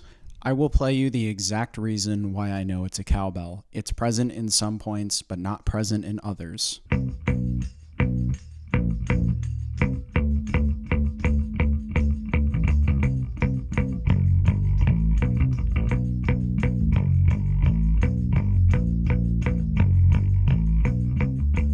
I've also seen comments that are trying to dispel this in YouTube comment sections and on forum posts where they're saying, the cowbell is perfectly in unison with the bass. How could he have done that? Well, it's quite simple, actually. Paul is a fantastic musician. If he wrote a bass part with a melodic and rhythmic bass line that is predictable, he can replicate it on another instrument, or someone like Ringo could, because they were just that good, okay? It only sounds like a jazz that's just being picked harder. It does not sound like a Rick on the bridge pickup. The bridge pickup sounds a lot different. I would show you, but I don't even think it's worth going into. It sounds like a jazz picked very hard. So the Rick argument hopefully dies here. I think the isolated tracks that I provided of my demo and of the original isolated track, they're close enough that you can discern that for yourself, but the Rick is not what was used on this song. It can get close, but not quite. Let's talk tone. Okay, so we are back to the typical traditional Red Opter 2 configuration for this, akin to everything else that will basically follow this. No studio wizardry for this one. Starting off with the RS-124 on the DI picked bass amp, I got some weirdness in here. I'm on the bright channel, the gain turned up to about 60%, bass at about 60%, low switch engaged, mid boost on 2, high switch not engaged, the mids totally cranked down, the treble at around 60%. I've got hard compression on with the compressor at around 40%. We've got this weird EQ curve going on. Also using the 8x10 cab with the 421 mic, with the mic pulled all the way away from the bass amp. We got the Red Opter 2 on the Hot Rod preset with some tweaks. So barely got any gain on here. All these are bumped up, and these are my parametric EQ settings. There's not a ton of gain on this track. This was just more for sweetness. So there's just a tiny bit of gain to bring out those highs. The jazz bass inherently with the mutes and both pickups wide open is a very pingy bass sound, very clunky bass sound. So I was just using this to push the top end just over the edge, just a little bit, just over. Next, got the RS56 with some small little tweaks to the EQ after driving it a little more just to sweeten it out. And then we have the Isoboot Studio 1 in this case with the wet at about 50%. I really don't hear too much case for a lack of reverb or a lack of ambience on this. At least in the isolated track and in the actual mix, it's a very lively sound. If you listen kind of closely too, I think Paul was sitting pretty close to the bass amp because you can kind of hear him picking as well. So very ambient sound, very lively sound. I tried to replicate it here, but this is only, for completionist's sake. And that's really it. This isn't a really complicated sound to get. Like I've said before, a lot of it comes from the bass itself. And as I just mentioned in the little analysis section, a lot of it comes from how you pick. So work on those picking hands. So this is where the real controversy starts. September 6th, 1968.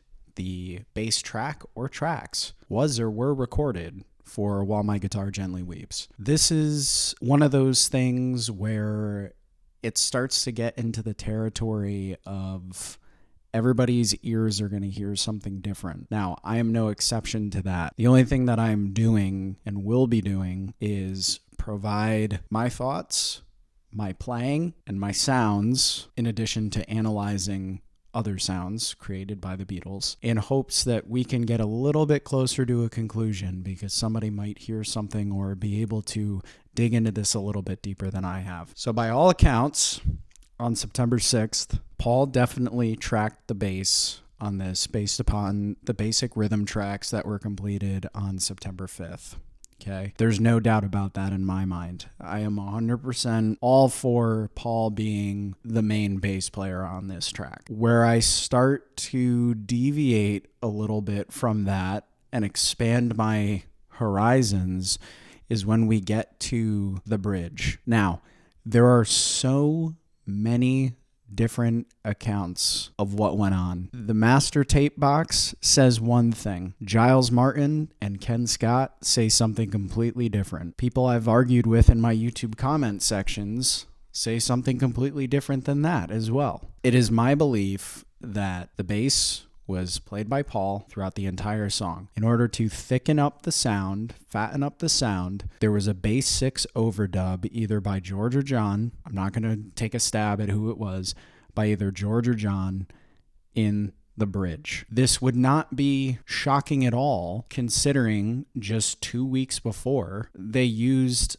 a jazz bass and a bass 6 on another track back in the USSR, which we went through. So what I'm going to do is I'm going to first do a demo with just the jazz bass. Then I'm going to add the bass 6 on top in the chorus.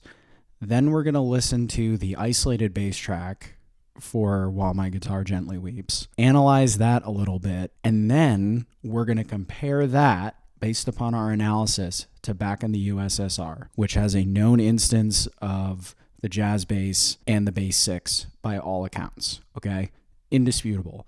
So once again, we are going to formulate a hypothesis like we just did. I'm going to try to present as much as I can to try to prove my point, and we're going to have to use our ears to try to figure it out. I think my argument is somewhat convincing. I'm not presenting any new information that hasn't already been beaten to death on forums. Hopefully listening to it and me talking through what I'm hearing will give you more of an idea. Whether I'm wrong or right, it doesn't matter. The bass line is sick as hell, dude. All right.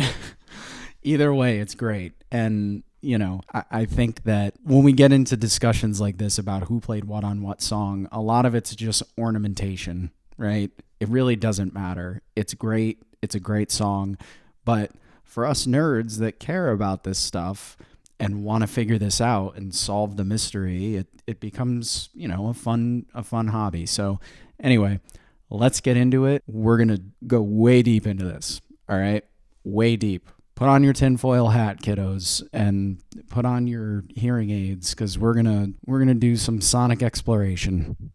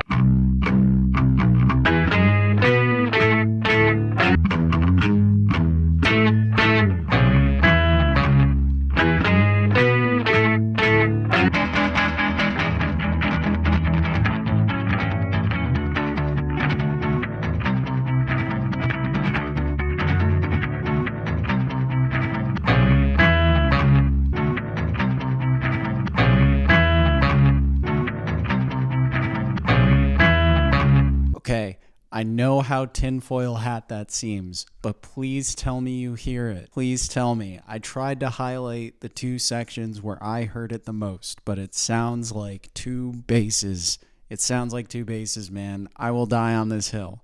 And it's only in the bridge. All right. It's only in the bridge, nowhere else in the song. Okay. Paul's the only bass player on this track. Purists that say it's only Paul, you're right for like 70% of the song. But for the other 30%, there's another bass player on there. We can hear it in two different songs where it sounds nearly identical. Now, obviously, they're playing different notes in either song, but the warble is there. Okay. It's there. I sound like a lunatic. My neighbor's probably like, what the hell is this kid talking about? But anyway, I hope that makes it clear to you, and I hope you hear it. It's why I went so in depth with Back in the USSR earlier, because that is what I've been hearing for so long, and I've been wanting to put it in a video to describe it in a way that hopefully I can do better than just talking about it. But I really hope that you hear it, okay? I really do. And let's talk about it. Don't be mean, but let's talk about it. I want to hear your thoughts because I haven't heard anybody comparing those two yet. So I want to know if you hear it too. If you hear it too, then you are a dual bass believer in the bridge of While My Guitar Gently Weeps, because if you can hear it, there's no excuse anymore. Okay. So did I solve the mystery? I don't know. You be the judge. I think that it sounds pretty damn close. And Back in the USSR, we know is more than one bass. All right. It's more than one. Anyway, let's talk about the tone, because I feel like people definitely care more about how to get the sound rather than who actually played on it, at least most of my audience. So anyway, let's get into it. All right, so this one was a little bit of a pain in the buns. Reason being is that the isolated bass track for this is a very clear departure from the actual mix.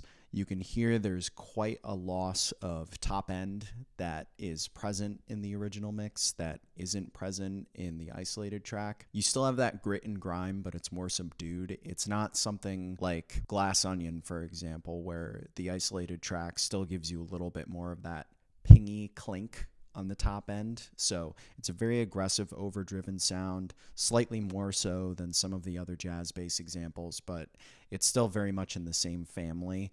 It's just a little bit more subtle in the isolated mix. So the isolated mix is good to get a feel for the saturation and the distortion that's happening when I believe they're driving the mixing console. But for the reference of tone, you really have to go with the actual track. So what I did was I had the 2018 mix where the bass is a little bit more clear, and I just isolated the right channel because the bass is panned off to the right. I isolated that channel and I A-B'd with the isolated track to try to find what the differences were in top end of the frequency spectrum. And I tried to match that based upon having matched, for the most part, my tone, the isolated bass track tone. So I used the isolated bass track to get mostly there. And then I used the actual mix to get that extra top end sparkle. So when I was showing you the demo and I was A-B'ing the demo with the isolated track, you can hear that there's a little bit more top end. It's not present in the isolated track, but it is in the final mix. So it really just comes down to what you're using as a reference. I go by the original mix always, just because that's how it was intended to be heard. I've beaten this horse a million times. The isolated tracks can only take you so far. So anyway, this is sort of in line with the rest of my jazz bass tones for this part of the series. There's nothing really different here. It's just more tweaks, all right? So start off, we have the DI picked bass preset on the RS-124. As always, bread and butter. On the bass amp, it's relatively middle of the road. We're on the bright switch, gain at 50%, low switch engaged, mid boost is on 2, the high is off. Everything's between about 50 to 60% on the amp side EQ. The hard compression is engaged with the compression all the way up. 8x10 cab with the 421 mic pulled quite far away. This weird EQ curve again for the pre. Next have the Red Opter 2 on the I Saw Square preset.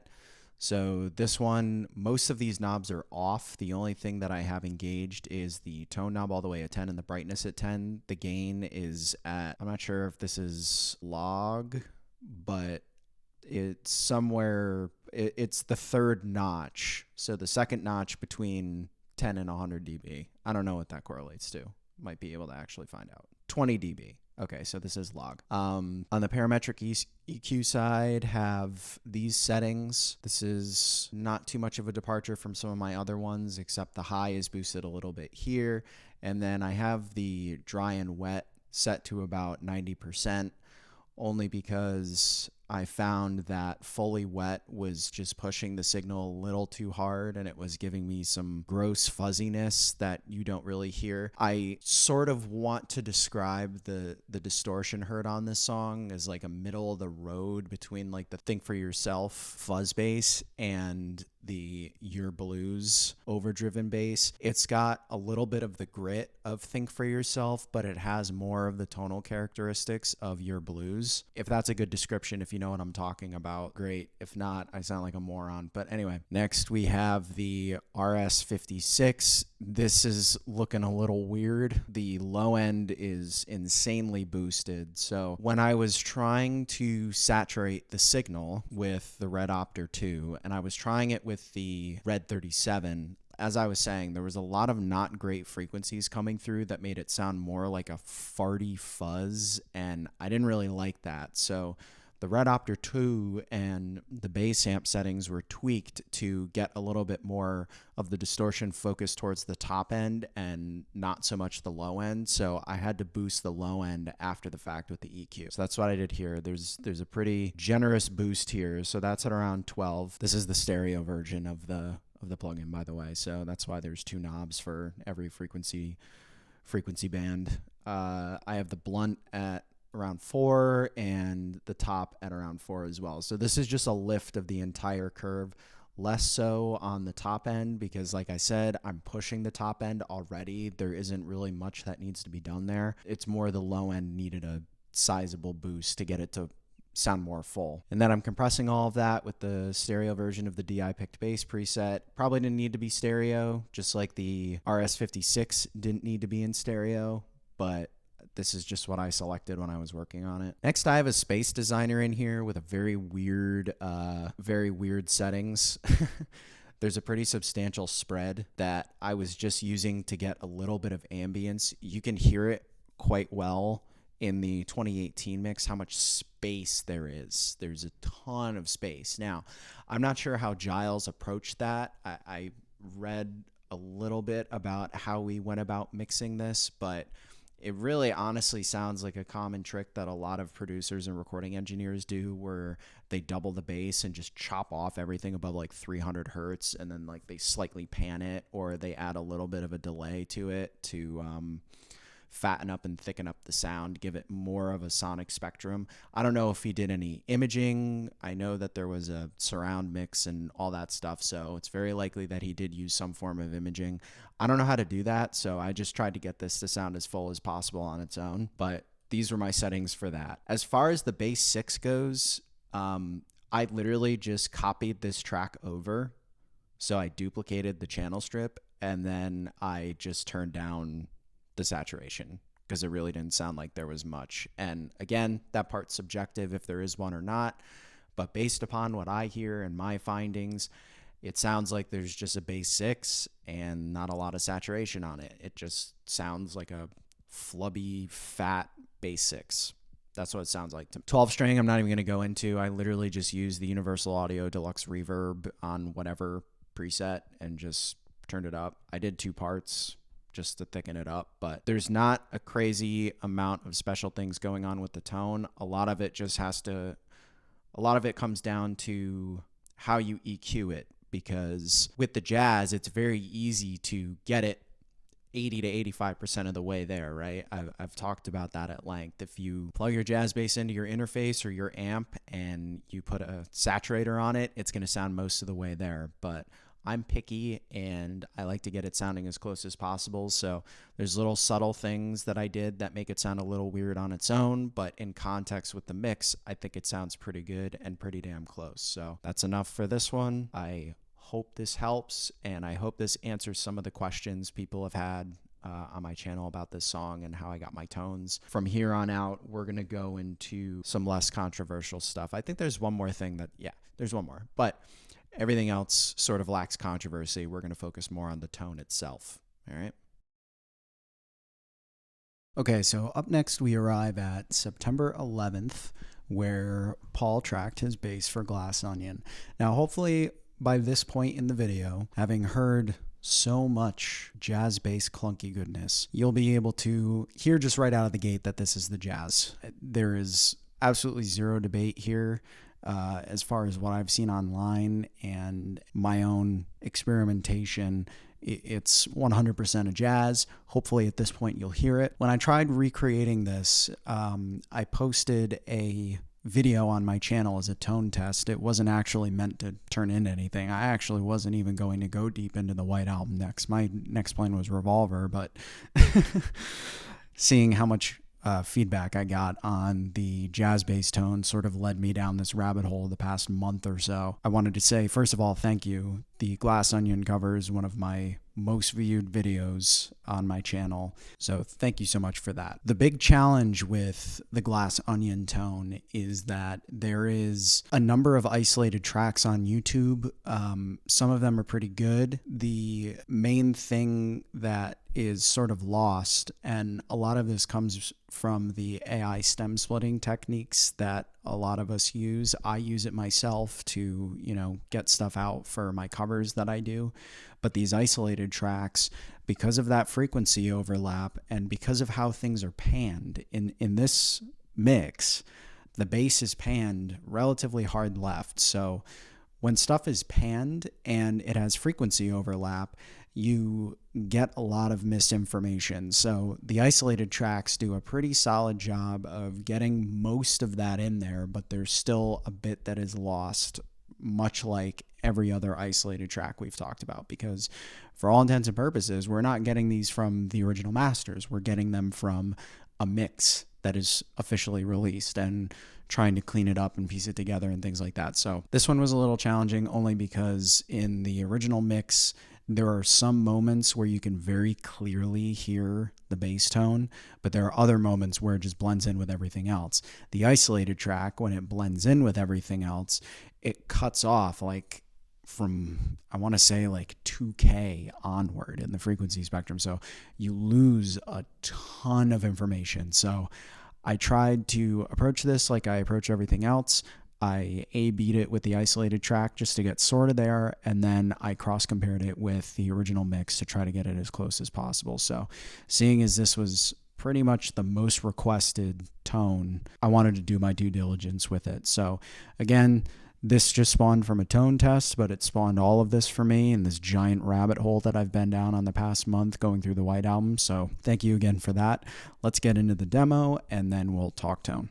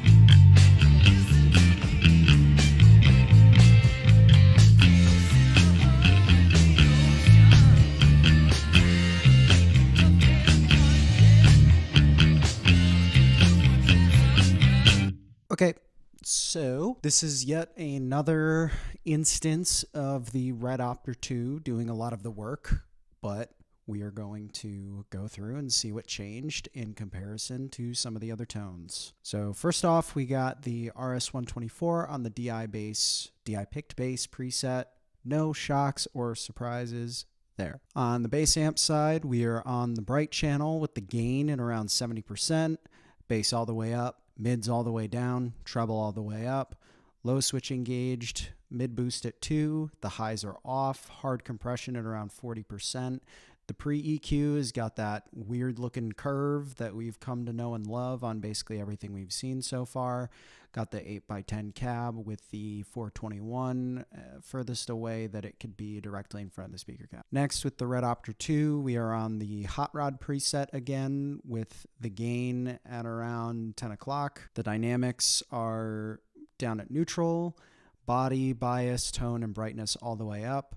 These are my parametric EQ settings, and the dry and wet is around 1 o'clock. So I wanted to point out that individually for each track, there is more or less gain depending on how much the console was being driven or how hot they were running the amps. There's also, depending on the notes played and where Paul is on the neck and where I am on the neck, a little bit of adjusting that has to be done because of weird transients that are coming out. So you'll see on some of the other tracks, this low gain here, this sub frequency is usually around like 3 o'clock, sometimes even 4 o'clock. Here it's at noon. This other bass frequency here is completely nixed. 1K is almost entirely nixed. And then the top end stuff is a little under 12 o'clock. So these are all trimmed to taste for each song depending on how it sounds in the mix. The wet and dry is also tailored based upon how much overdrive or saturation I want. So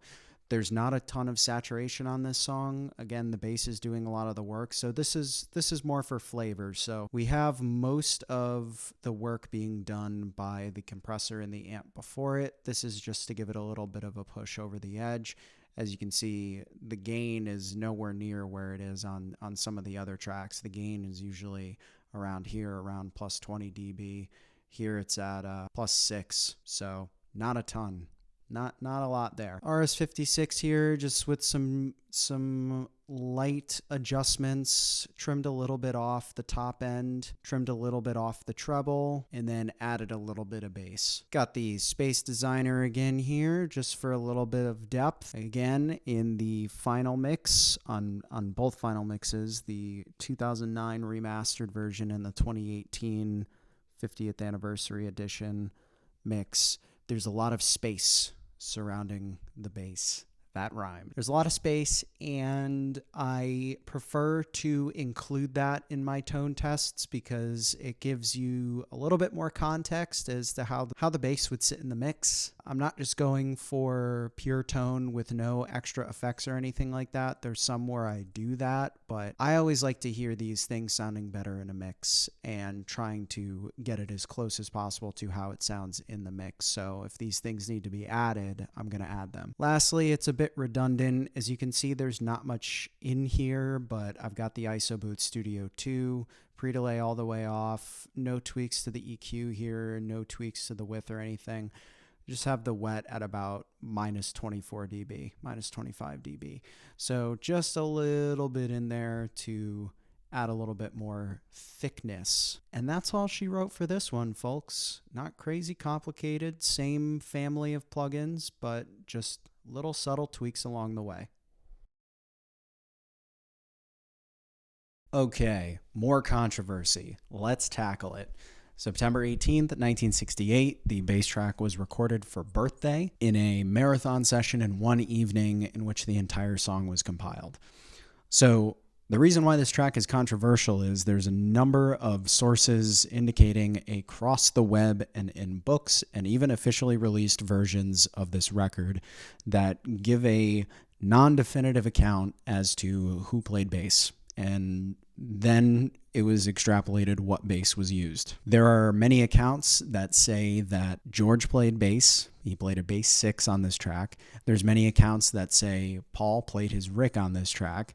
There's also many accounts that say Paul played his jazz on this track. And there's other accounts that say George played a jazz on this track. So to that, I would like to do a little bit of sleuthing and hopefully discern what actually happened. Now, a lot of people who reference the master tape box for this song are referencing a post on the Beatles eBooks website that reference this master tape box. There's no image of it. I looked all online as much as I could. I could not find it. Every reference to it is just that, a reference. It's not actually a definitive account. So we can't go by that.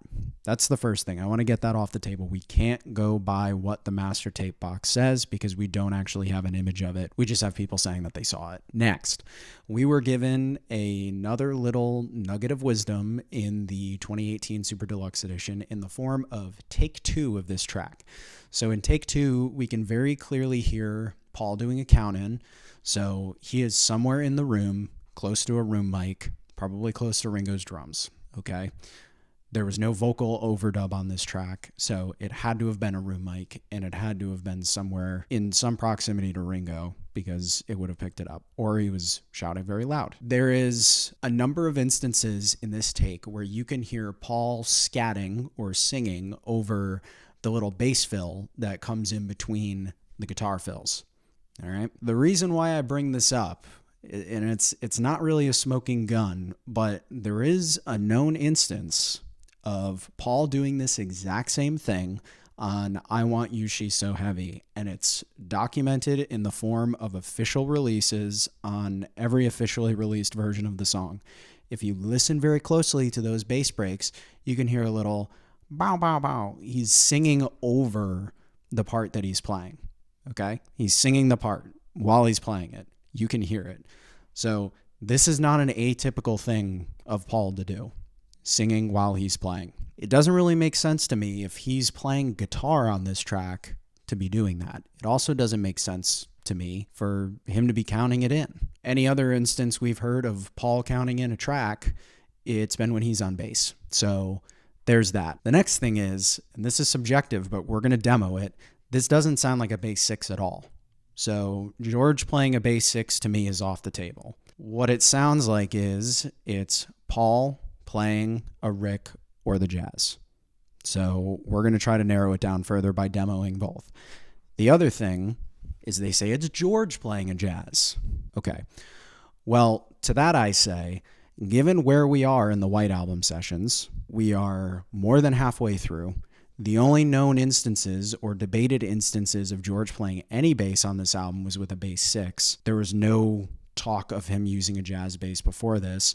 The only time we see him using a jazz bass is in mid-69, where he's photographed using it. Now, when did they get the jazz bass? When did they get the right-handed jazz bass? We don't know. I would assume that it was sometime in late 68, most likely around the time that they received the Bassman amps, somewhere in November, December of 68. It's when he would have received his Rosewood Telly. This is just theorizing and not really presenting any credible information, but it doesn't seem like it was likely for George to switch instruments for just this one song, debut a new instrument, and then never use it again for the remainder of the sessions, and never use it again until Abbey Road, almost a year later. That just doesn't make sense. So I would hope that the little examples we're going to listen to of what I'm talking about sort of solidify what I'm saying here, because a lot of it's conjecture. It's not based in fact, but according to all of the research that I've done so far for this video, just thinking logically, it doesn't make sense that George would just suddenly break out the jazz bass on this song. For this one song, this one evening where it was haphazardly recorded, why would they switch instruments? It was a band-focused track. Why would he switch instruments? And why would he be using a jazz bass? Doesn't make sense. Bass 6 is more likely, logically, if you think about it, but it doesn't sound like a bass 6. We're going to just listen to the demos. I'll play the instances that I'm talking about of Paul doing his little bebopping and scatting all over the birthday take 2, and then we'll listen to the I Want You, She's So Heavy bebopping and scatting over the bass solo, and you can come to whatever conclusion you like. I think it's Paul on bass, so let's just explore that a little bit, shall we?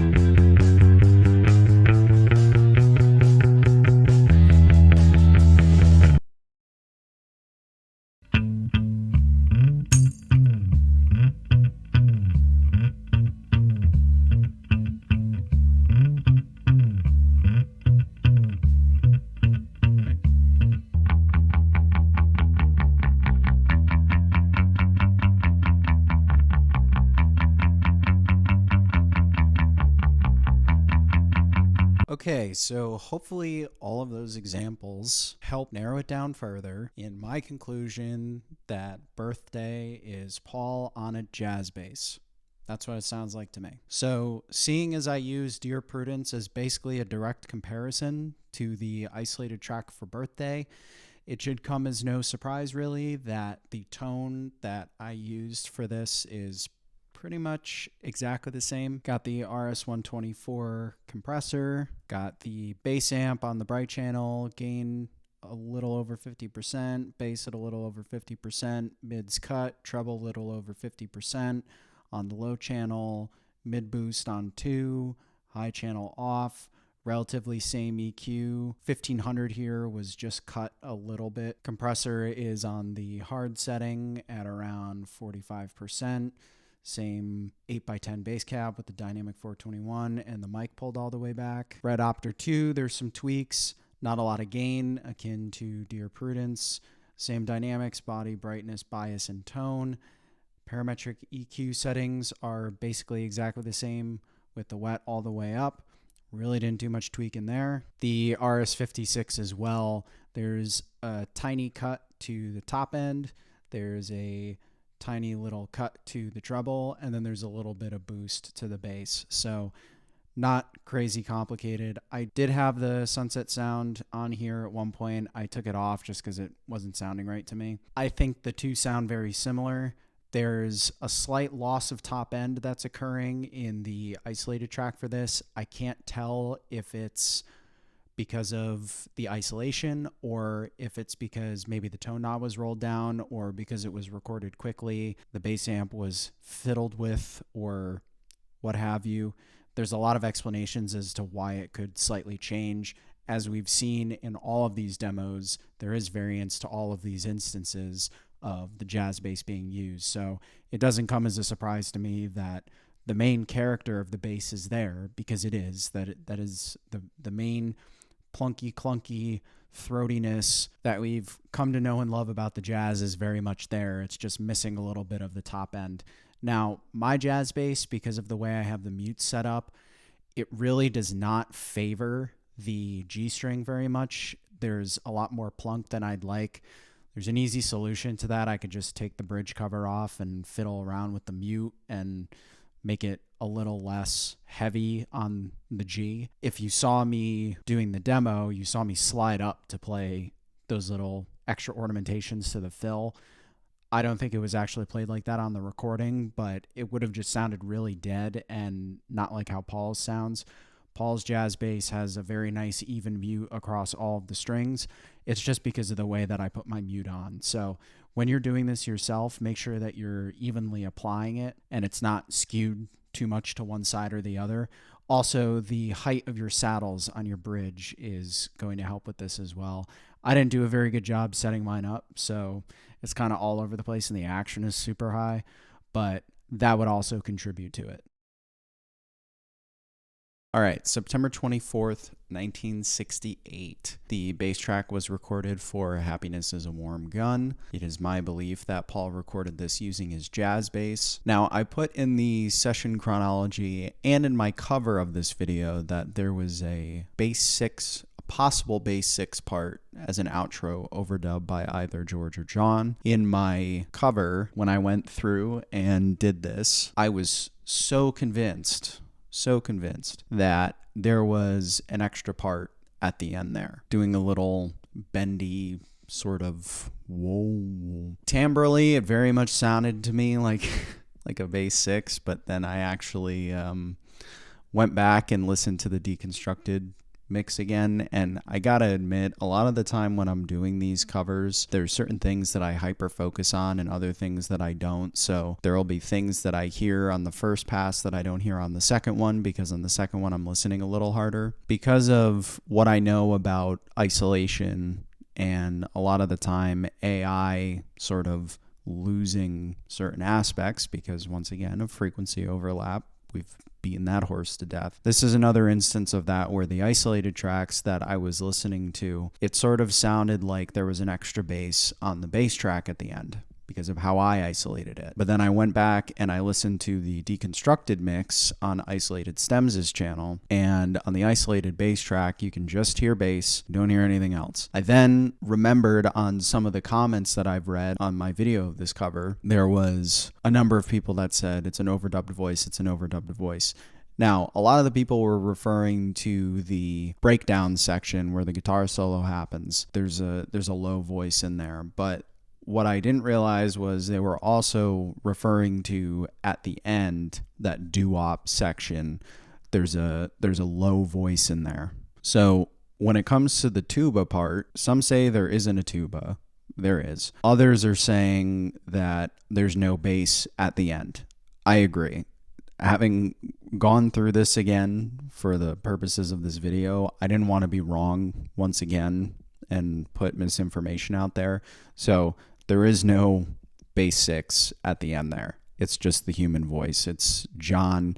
It sounds like his voice is actually reversed. It sounds like he's singing Happiness in a low register, but it's reversed. So if you take that isolated track and you put it into your DAW or something like that and you reverse it, he's saying Happiness. For clarity, I wanted to just get that out of the way first, but I would like to put to bed the lack of tuba. I don't know who played it. It could have been a session person. It could have been Paul, for all we know, since he has an affinity for brass instruments and was photographed many times playing them. I don't know, but it is doubling the root of the bass in the little solo breakdown section. So it's there. It's very much there. So I'll play that. And then what I'm also going to do is I'll play the jazz bass, and I'll also play the Rick on this one. I did that in my original cover of this, just so I wanted people to hear a difference, but I want to do it here again as well. One, because I think I got the tone a little bit better, but I think it's a little bit more of a clear comparison here. We're just going to do that. So first I'll identify the distinct tuba part. It's very clear in the deconstructed mix. It sounds like a tuba. The human voice does not have that timbre. The human voice can do some weird things, but it doesn't sound like that. We'll identify the tuba part first, and then we will listen to the isolated bass track. Then I'll do a demo of the jazz and the Rick, and then I will make my case for it being a jazz bass. And then we'll talk tone.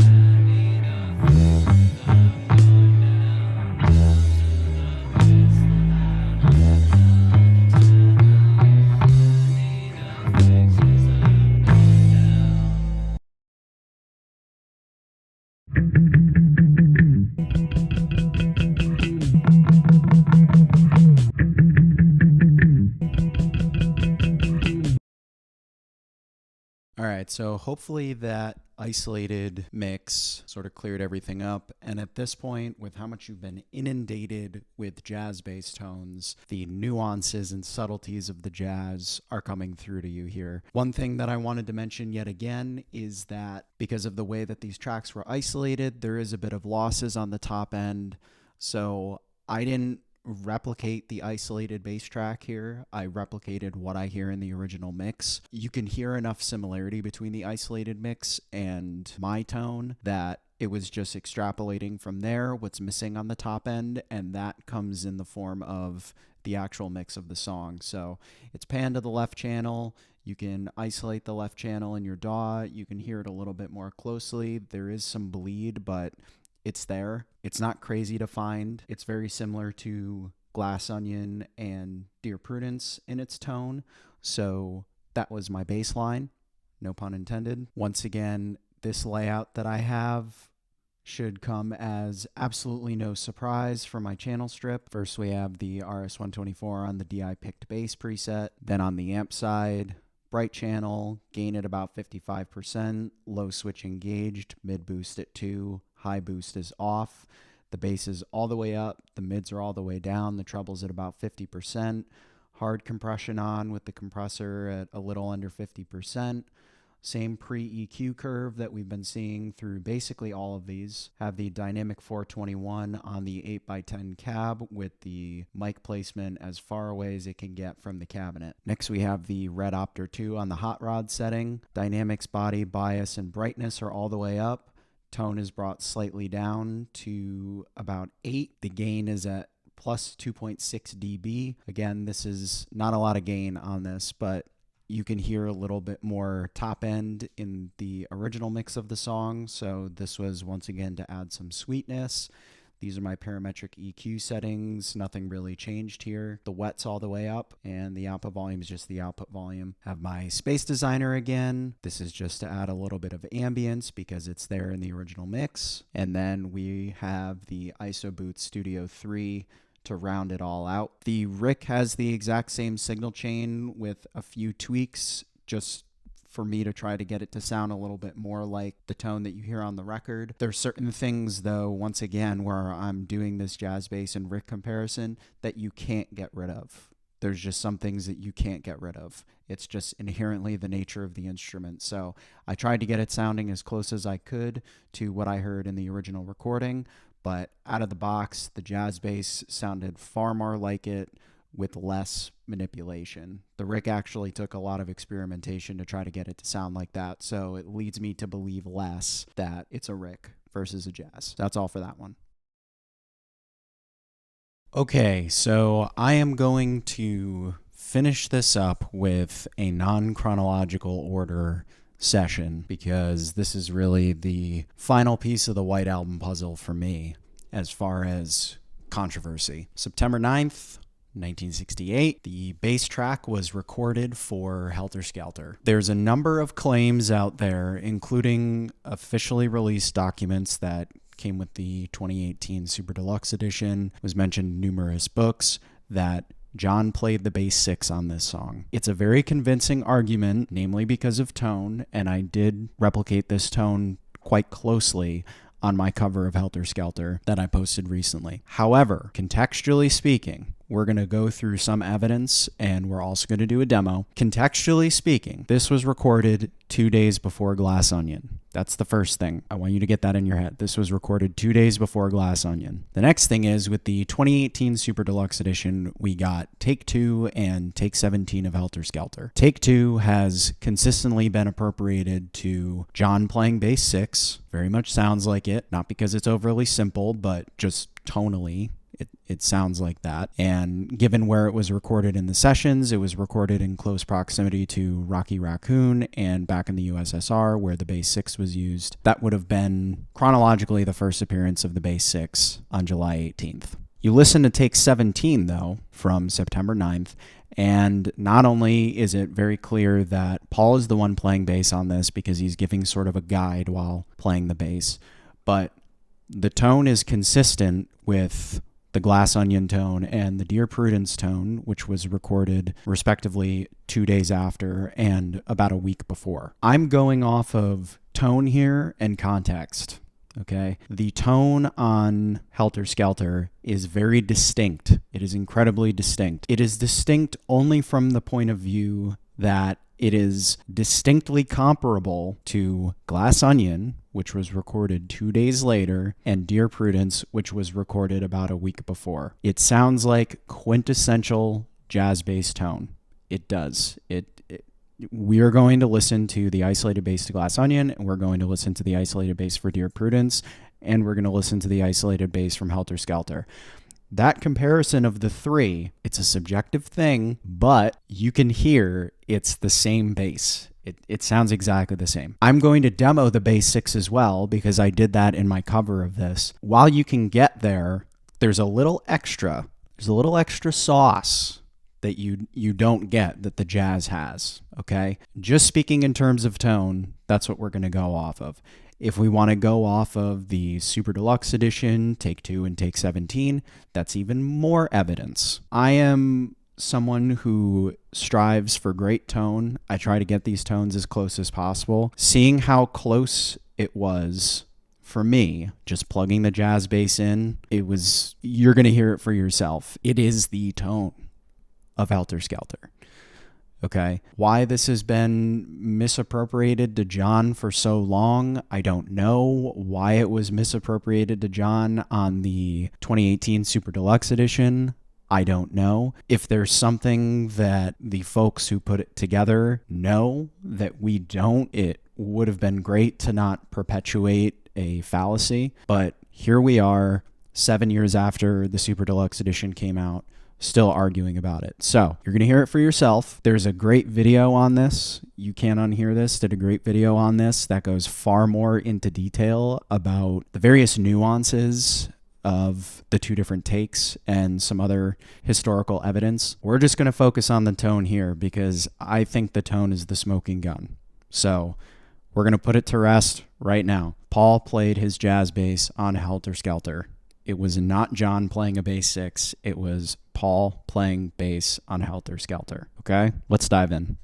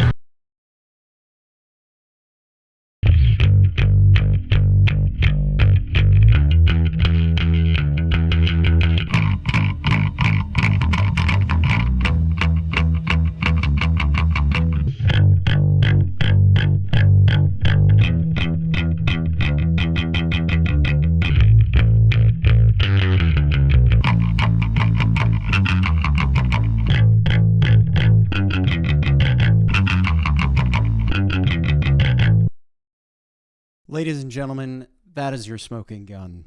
That is my mic drop. That's a jazz bass, full stop, not a bass 6. Paul played bass on this. Sorry to all of the John played bass 6 truthers out there, but the tone is undeniable. Hopefully those examples that I gave you of various other excerpts of Paul's playing that we also went over when we covered those songs and you got that tone into your head, hopefully that resonated.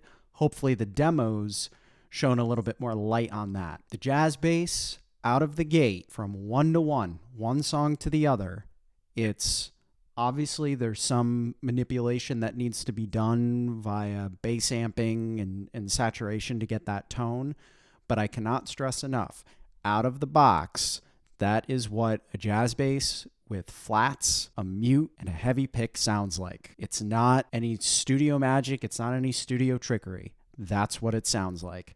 A bass 6 does not sound like that. And I tried to get the bass 6 sounding as close as possible. So again, this has the same amp with the same tube saturation, various tweaks to the EQ, this, that, and the other thing. I even added a little mute in there and played around with the pickup selectors to try to get it to sound more like it.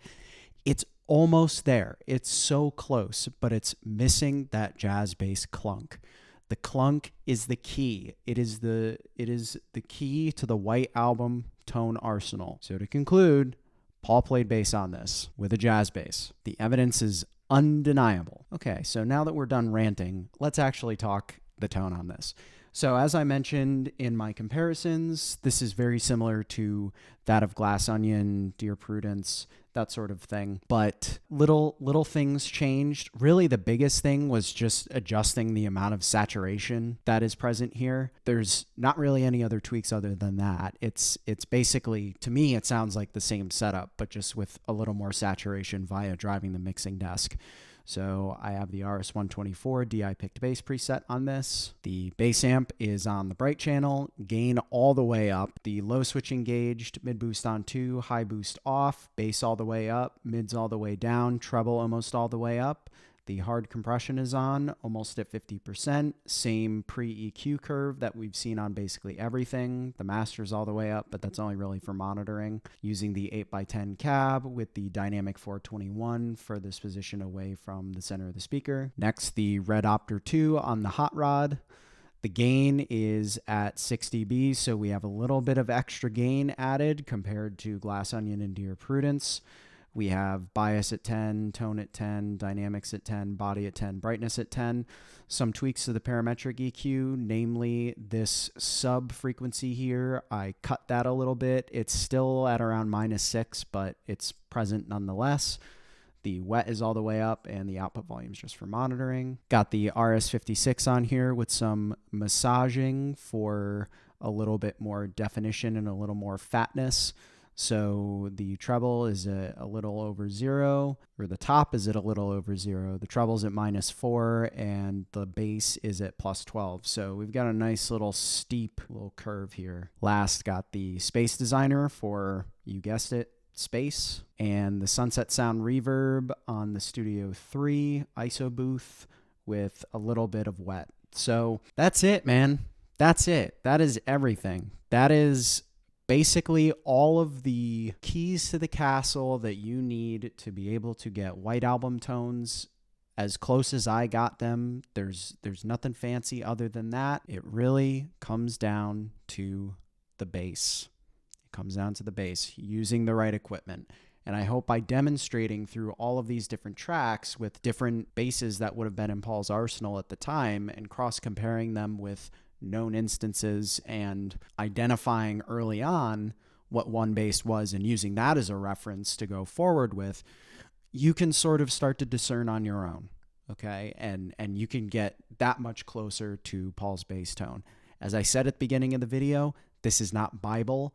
In fact, there's probably some stuff that I got wrong in this video, but it's taken a long time to make, so stuff's gonna drop here and there. So anyway, let's close out this video. So seeing as this was a 2,000 subscriber special, I first off want to thank everybody who has subscribed to my channel over the last 4 months. When I started this channel, I didn't expect it to grow this quickly, and I certainly didn't expect to find myself enmeshed in a community with such awesome people who care so much about the same stuff that I do. So it's really a pleasure for me to make these videos. I love doing it. It's my main hobby. I love putting these things together and trying to piece things together like a puzzle. And, you know, the feedback that I get from everybody on my channel, the messages that I get on Instagram and on my TikTok, and the comments that I get on my YouTube videos, it really means so much to me. So I wanted to say thanks for that. We're just getting started, guys. So don't worry, there's plenty of more of this kind of stuff to come. Next, I want to say thank you to all of the YouTube channels that I had talked to that allowed me to use their isolated tracks and deconstructed mixes.